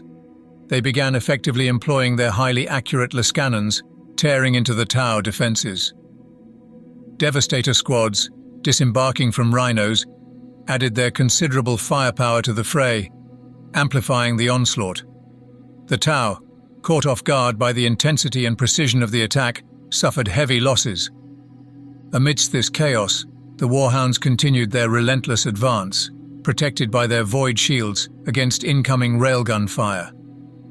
The obliteration of Tau vehicles marked each step forward, their wreckage crushed underfoot by the Titans' massive strides. For the first time in the Taros Campaign, the Tau found themselves overpowered, forced to retreat as columns of smoke from the burning remains of their machines filled the desert air. The Warhounds, undeterred and unstoppable, pressed forward, eradicating anything that dared remain in their path.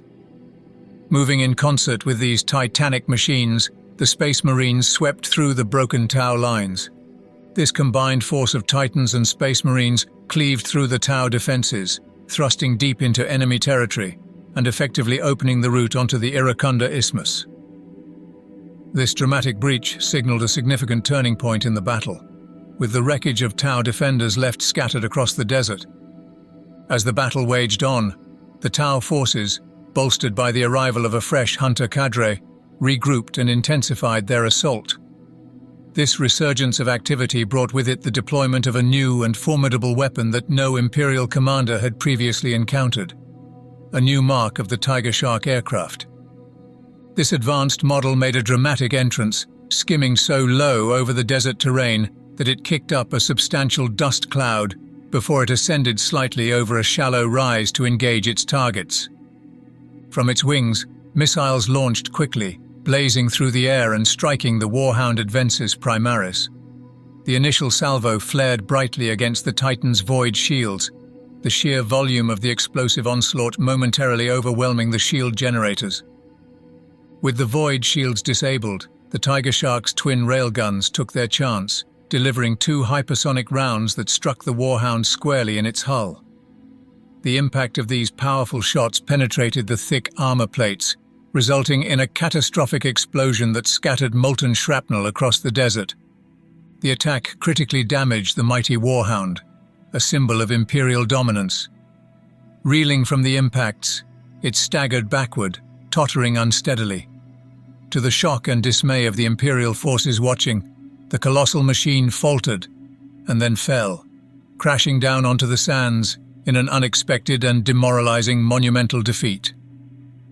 The fall of the Warhound marked a significant moment in the battle, underscoring the harsh realities of war and the ever-evolving capabilities of the Tau armaments. The once prevailing belief among Imperial commanders that Titans were virtually impervious to all but the most formidable Manta firepower was abruptly shattered. The Tau Empire had unveiled a new tactical weapon capable of toppling these colossal war machines. The devastation wrought on Advensis Primaris was a stark testament to this new reality. As the sands settled around its smouldering wreckage, the crew inside, including High Princeps Jerne, were found dead, victims of excruciating pain transmitted through the Titan's mind impulse controls. This loss was both bitter and unexpected, prompting the remaining 3 Titans to withdraw from the battlefield rather than risk further devastating strafing runs. Despite the retreat, their primary objective had been achieved. The path was now clear for the 114th Cadians to press their advance northwards. Meanwhile, the Space Marines and their accompanying Warhounds had managed to cover the required 50 kilometers in just a day of intense fighting. Skirmishes persisted throughout the day, as Space Marine patrols diligently sought out and engaged any remaining Tau forces, including stragglers and Pathfinder teams that dared venture back onto the battlefield. In the wake of the front line's advance, the engines of the Cadians thundered to life, signaling the beginning of their northward thrust, even as the Imperial forces regrouped and pushed forward after the shocking loss of one of their Titans. Despite the strategic advances made, the destruction of Advensis Primaris cast a long shadow over the Imperial forces, underscoring a grave and evolving threat. The Tau, learning from previous encounters with the Imperium's formidable war machines, had evidently adapted their strategy and capabilities significantly. The Tau's hunter cadres had historically struggled against the Titan's overwhelming might. However, this recent engagement marked a stark reversal in their fortunes. Introducing the newly modified Tiger Shark revealed a significant shift in Tau military technology. This aircraft had been substantially upgraded to incorporate 2 heavy railguns, a notable enhancement that involved sacrificing its standard payload and ion cannon. This adaptation endowed the Tiger Shark with a level of firepower that was traditionally reserved for the larger Mantas or even spacecraft. This development was not just a tactical adjustment, but a strategic recalibration of the Tau's approach to warfare against the Imperium's most powerful assets. The ability of the Tau to innovate and respond to the challenges posed by Titan-class adversaries posed a new set of challenges for the Imperial commanders, signaling a potentially worrying trend in the escalating arms race on Taros. The successful completion of the Raptor's attack marked the commencement of the 114th Cadian Regiment's crucial mission. Tasked with relieving the besieged Elysian drop troops at the Hydro plant, the mechanized regiment, mounted in Chimera armored carriers, faced a daunting race against time. They had 2 days to traverse 150 kilometers of hostile desert terrain, which was potentially infiltrated by enemy forces. With the Space Marines and Warhounds cleared the path, the Imperial Guard, led by Colonel Stransky, surged forward. The vanguard was formed by reconnaissance units in Salamander scout vehicles, adept at navigating and securing the challenging desert landscape. The leading infantry platoons were following closely, advancing in disciplined formations within their chimeras. The regiment's artillery support was notably adjusted for the operation's demands. Griffin mortar carriers were chosen over the slower Basilisk artillery due to their mobility and suitability for rapid maneuvers. Colonel Stransky, drawing on lessons from previous encounters where heavy artillery had hindered operational speed, decided against deploying the Basilisks. This decision underscored the regiment's need for swift, direct engagement capabilities, prioritizing speed and responsiveness over the heavy, albeit powerful, indirect fire the Basilisks could provide. This strategic choice was complemented by support from the Imperial Navy, whose aircraft patrolled the skies above, safeguarding the advancing columns. The urgency of the mission left no room for delays. The Elysians, already engaged in heavy combat to secure the hydro plant, depended crucially on the timely arrival of the Cadians. Every element of the operation was streamlined to ensure that the regiment could make the rapid advance required, making this mission not just a battle for territory, but a race against time to prevent the collapse of the front lines and ensure a foothold in the region. As the chimeras of the 114th Cadian Regiment thundered northwards, their tracks grinding through the desert sands, they threw up towering columns of dust that could be seen for miles, an unmistakable signal of their advance that the Tau could not ignore. Despite this, the Tau were grappling with the aftermath of their heaviest losses yet, a consequence of the recent Imperial breakthrough. In response, they had begun loading hunter cadres into Mantas, preparing to counter the imminent threat to their positions, particularly around the Elysian drop zone. Confronted with a tactical dilemma, the Tau commanders debated their limited options. The advancing Chimera columns, driving deep into Tau territory, presented a significant challenge. The Tau needed to decide whether to commit their forces to halt the armored advance or to concentrate their efforts on overwhelming the already engaged Elysian drop troops. Attacking the column could allow the Elysians to sustain their defense longer. Conversely, if the Elysians were overwhelmed, the Cadians would arrive only to find their comrades annihilated, with no one left to relieve.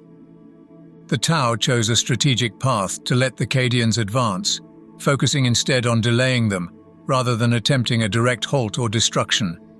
This would buy time for a decisive engagement at the hydro-processing plant. To this end, the Tau employed light forces, pathfinders supported by piranhas and devilfish-mounted fire warriors, for harassment tactics. These units were tasked with setting ambushes and conducting sniping missions to slow the Cadians, avoiding open combat where possible.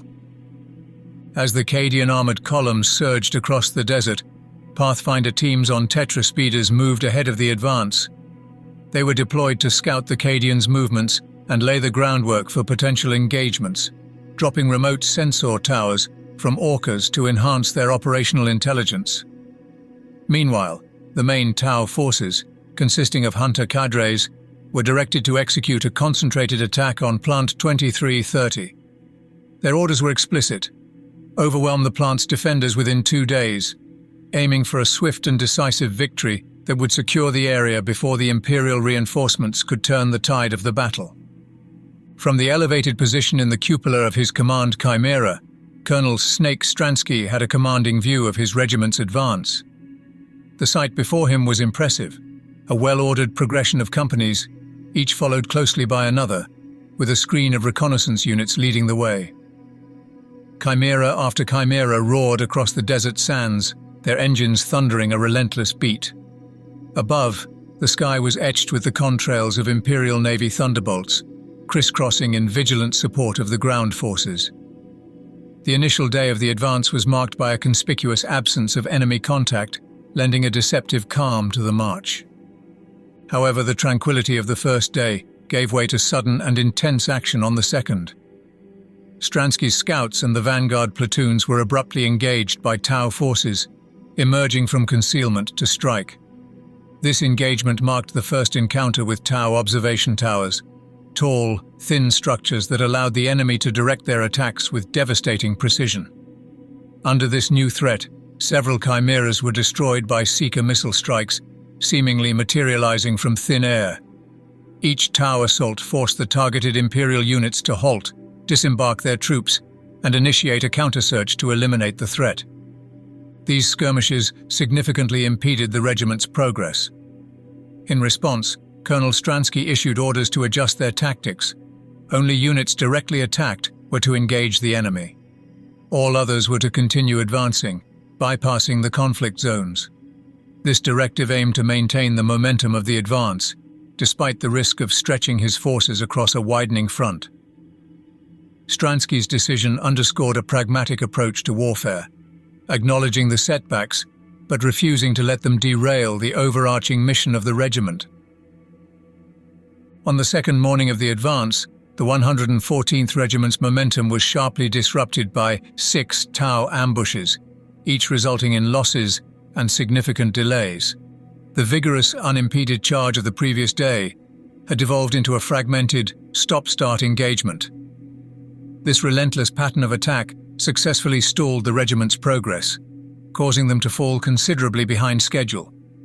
By nightfall, they found themselves still 30 kilometers short of their intended destination. Further compounding the situation, troubling news arrived from the hydro-processing plant. Communications with Colonel Balach and the defenders had been lost. The army command was left in the dark, with no clear understanding of the current conditions or the well-being of their forces at Plant 2330. In response to this dire situation, Colonel Stransky, driven by a mix of urgency and desperation, decided to take decisive action. That night, he organized a long-range patrol, determined to break through to the processing plant at any cost. Operating under the cover of darkness, this mission was to be spearheaded by the regiment's fastest vehicles, the Salamanders. Stransky, demonstrating his leadership and commitment, led this critical mission personally. This bold maneuver was a calculated risk, aimed at re-establishing contact with the besieged defenders and gaining a tactical foothold, crucial for the Imperial forces' survival in the fierce battle for Taros. As dawn approached, the 8 Salamander patrols raced across the desert, their engines pushing the limits of their power in a desperate effort to reach the hydro-processing plant. Despite their best efforts, they arrived 4 hours later than planned, a delay that proved critical. As the first light of day broke, Colonel Stransky and his Cadian reconnaissance crews were the first to witness the aftermath of the Tau onslaught. The scene that greeted them was one of utter devastation. The hydro-processing plant lay in ruins, a smouldering landscape of twisted pipes and ruptured storage tanks. The air was thick with smoke and dust, shrouding the debris of what had been a fierce battle. Navigating through the rubble, the patrols encountered remnants of the fierce combat that had taken place. Burned-out sentinels and crash sites of Valkyrie aircraft dotted the terrain, alongside destroyed Tau devil fish and battlesuits. The ground was littered with the bodies of both Imperial and Tau forces. Fires from the conflict still burned, casting a haunting glow over the quiet devastation. This silence was a stark contrast to the chaos of the previous days. It was a solemn moment for Colonel Stransky and his men as they took in the scale of the loss and destruction, realizing the dire consequences of their delayed arrival. As the main body of the 114th Regiment arrived a few hours after dawn, the somber task of searching the ruins for survivors began. The Cadian guardsmen combed through the wreckage with a growing sense of futility. It quickly became apparent that no survivors were found. The Tau had been devastatingly thorough in their assault. By mid-afternoon, faced with the grim reality that there was nothing left to salvage, Colonel Stransky made the difficult decision to order his regiment to withdraw back to the Talon lines. The realization that the hydro-processing plant could no longer serve its function as a water supply, combined with the utter destruction of the facility, rendered any further occupation pointless. His troops traversed over 150 kilometers through hostile territory and were forced to confront the harsh truth that their efforts had been in vain. In a solemn procession, the regiment mounted up and began their retreat, leaving behind the blackened remains of what had once been a critical objective. The mission, undertaken with high hopes and the heavy burden of necessity, had ended in failure.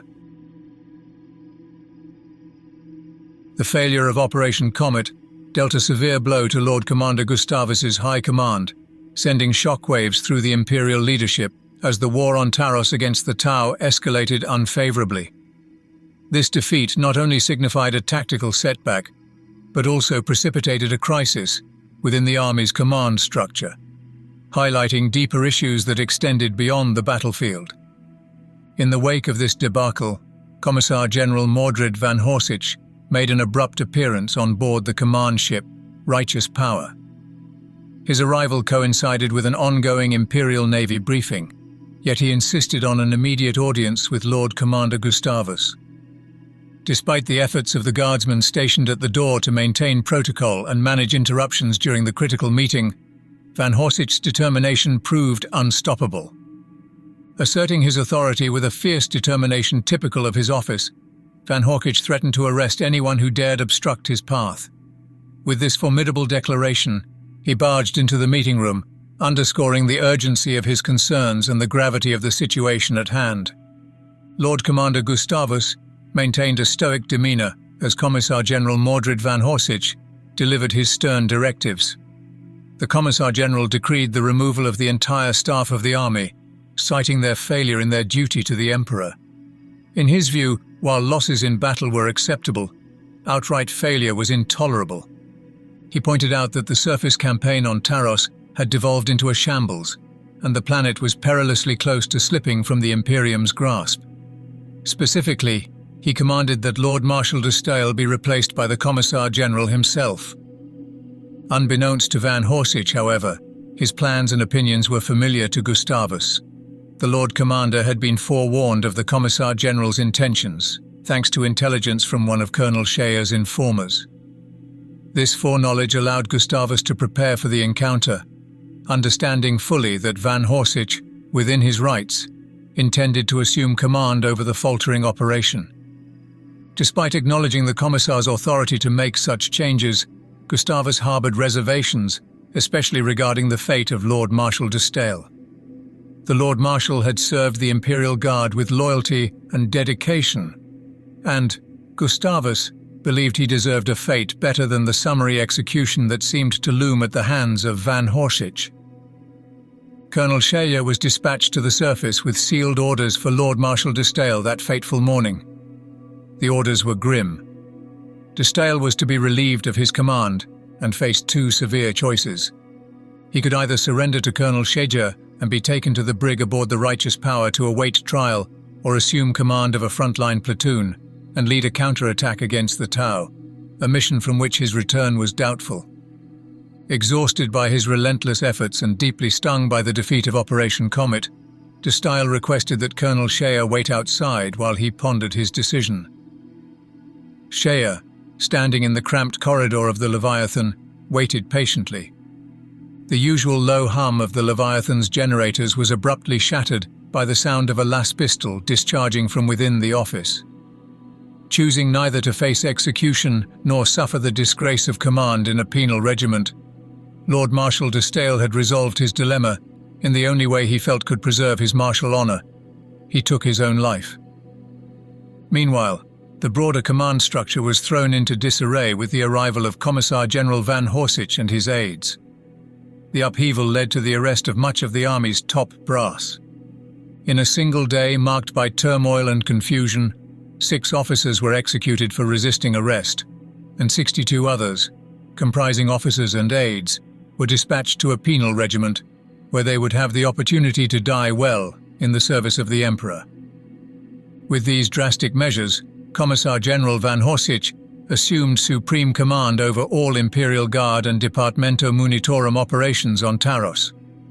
Now at the helm, it was his daunting task to salvage what he could from a faltering campaign, aiming to rescue as many men and as much of the Imperial effort as possible. The upheaval within the High Command did little to alleviate the dire circumstances faced by the fighting men on the ground. The situation concerning supplies had reached a critical point, and the toll of dehydration on the troops was now surpassing combat-related casualties.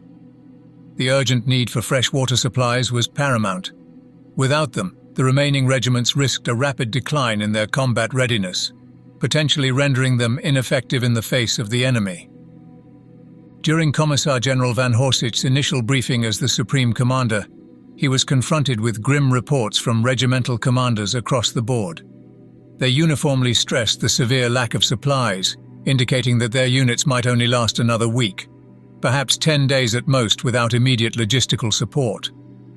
There was a palpable sense of urgency, as any sudden offensive by the Tau could completely break the already strained Imperial forces.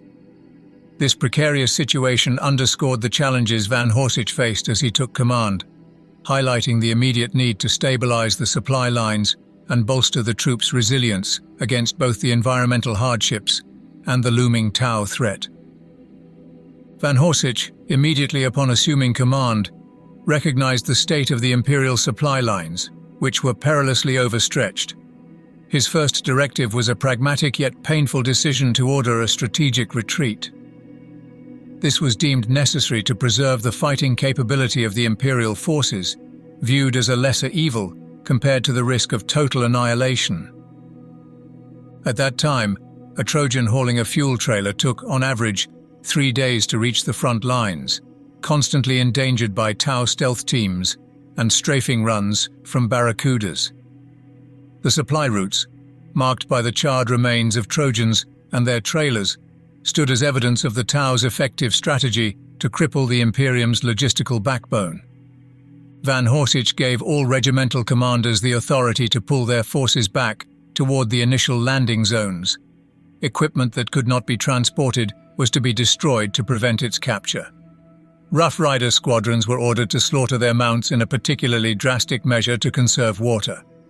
Further reinforcing his comprehensive approach to stabilizing the front, Van Horsich summoned Fleet Admiral Cotto. He tasked the Admiral with a crucial operation to escort new convoys into the Taros system, loaded with much-needed supplies, water, fuel, and replacement equipment, particularly aircraft, to replenish the fighter squadrons. Van Horsich's orders carried an ultimatum as stark as the desert itself: break the Tau blockade or face replacement, and potentially execution. Having been seriously wounded, General Sikova of the 23rd Elysian Drop Troop Regiment was taken prisoner by the Tau, marking him as the highest-ranking Imperial officer captured during the Taros Campaign. His regiment had suffered near total annihilation at Plant 2330, yet he had managed to survive the catastrophic defeat. Due to his significant rank, General Sykova was immediately distinguished from his fellow captives by the Tau, who provided medical attention for his shattered arm and ensured his transportation under heavy guard to the headquarters of the Tau Supreme Commander on Taros, Chasseau Ramir. The Tau command operations were based out of a compact complex, strategically embedded within old mining workings beneath a nondescript cluster of buildings just west of Tarakeen. In this unassuming yet crucial nerve center, it was here that General Sykova, bloodied and battle-worn, was brought face-to-face with his nemesis, Chasseau Ramir. Present in the meeting room were the Supreme Commander and his advisor, who was clad in long priestly robes suggesting a high ceremonial or spiritual status. A civilian, likely a diplomat or negotiator, was also there to facilitate communication, accompanied by an interpreter and flanked by bodyguards, setting the stage for a tense and uncertain confrontation. In a dimly lit room deep within the Tau command complex, Chasseau Ramir faced General Sykova, commending him on the courage and bravery exhibited by his regiment during the grim battles on Taros. However, the Chasseau quickly shifted the tone, presenting a stark reality to the captured general. He argued that the war on Taros was effectively lost for the Imperium, asserting confidently that Taros would soon be integrated into the Tau Empire. Despite the gravity of the situation, when pressed about his forces' remaining strength and future plans, General Sykova remained stoic, refusing to divulge any information. The meeting took an unexpected turn when an ethereal, present alongside Chasseau Ramir, invited General Sykova to serve as an emissary for the Tau Empire. The general's first assignment in this unanticipated role would be to deliver a proposal for a ceasefire directly to the Imperial commanders. This ceasefire would cease the hostilities and allow the Imperial forces to withdraw from Taros without further conflict, provided they disarmed first. Under the terms of the proposed ceasefire, the Tau would permit transport ships free access to Taros to evacuate Imperial soldiers and personnel. However, this permission was contingent upon the withdrawal of the largest warships from the Taros system as a sign of good faith. Furthermore, the Ethereal offered a significant gesture to solidify the ceasefire proposal. The exchange of the renegade planetary governor Aulis, who was currently detained by the Tau, in return for all Tau captives held by the Imperial forces. This proposal, laden with both political and military implications, was designed to end the bloodshed and begin a complex process of negotiation and withdrawal. General Sykova found himself in a pivotal yet precarious position during his captivity. The Tau, recognizing his rank and influence, offered him a substantial role within their administration on Taros. In exchange for his cooperation and assistance, the general was promised the position of Commander of the Taros Garrison, a title that would grant him authority over human auxiliaries currently under Tau control. This position was not only to be a lifetime appointment, but also came with all the attendant wealth and status that typically enticed human commanders, an apparent attempt by the Tau to leverage what they perceived as human desires to secure their strategic objectives. Despite these considerable incentives, General Sykova's response was resolute and unequivocal. He flatly refused the Ethereal's offer, viewing the proposal to act as an emissary who would offer terms of surrender to his own commanders as a betrayal of his oath to the Emperor. For Sykova, accepting such a role would irredeemably tarnish his honor and transform him into a traitor to the Imperium. He categorically rejected the notion of brokering a ceasefire or facilitating an Imperial withdrawal under the terms dictated by the Tau. His staunch position was clear. If the Tau wanted to remove the Emperor's forces from Taros, they would have to do so by their own means, without any collaboration or compromise from him. Rebuffed in his attempt to turn General Sykova into a collaborator, Chasseau Ramir made the decision to send him back to join the other Imperial prisoners. However, this act of allowing such a high-ranking officer into the heart of their command center was an oversight in Tau security that would soon prove costly. Despite his severe injuries, General Sykova had spent every moment of his captivity quietly observing and gathering intelligence on his captors. His rank had afforded him access to strategic maps and classified information about Taros and the Taros campaign plans, information that other prisoners were not privy to. Resolved to continue his service to the Imperium, General Sykova began to plan his escape.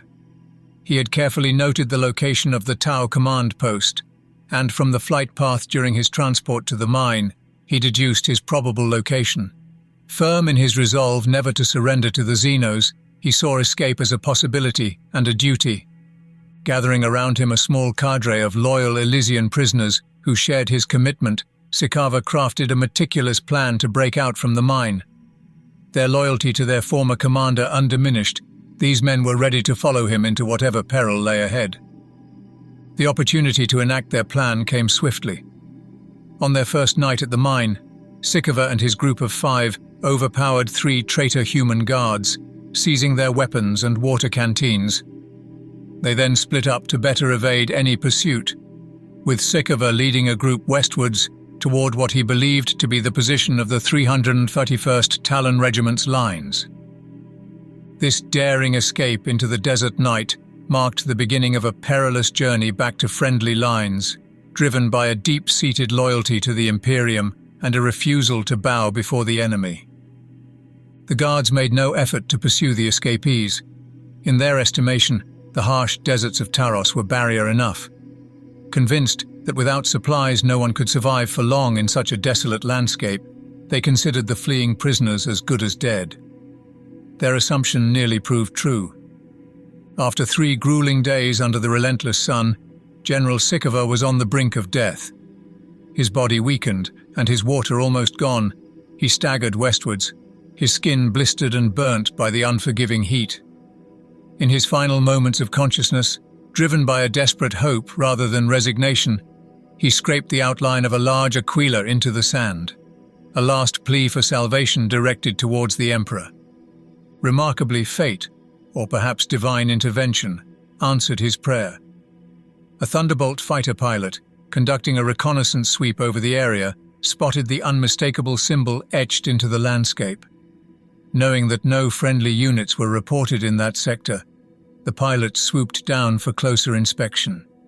Intrigued by this anomaly, he promptly reported the sighting.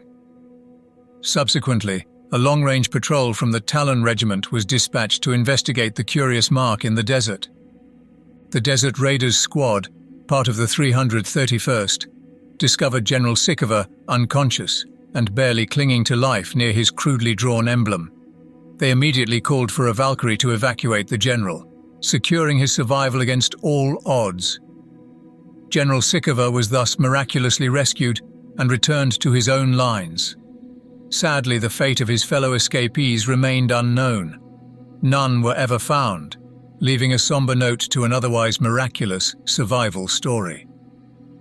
As General Sykova lay recuperating on a pallet in an Ordo hospital, a field hospital, he detailed his harrowing experiences and observations.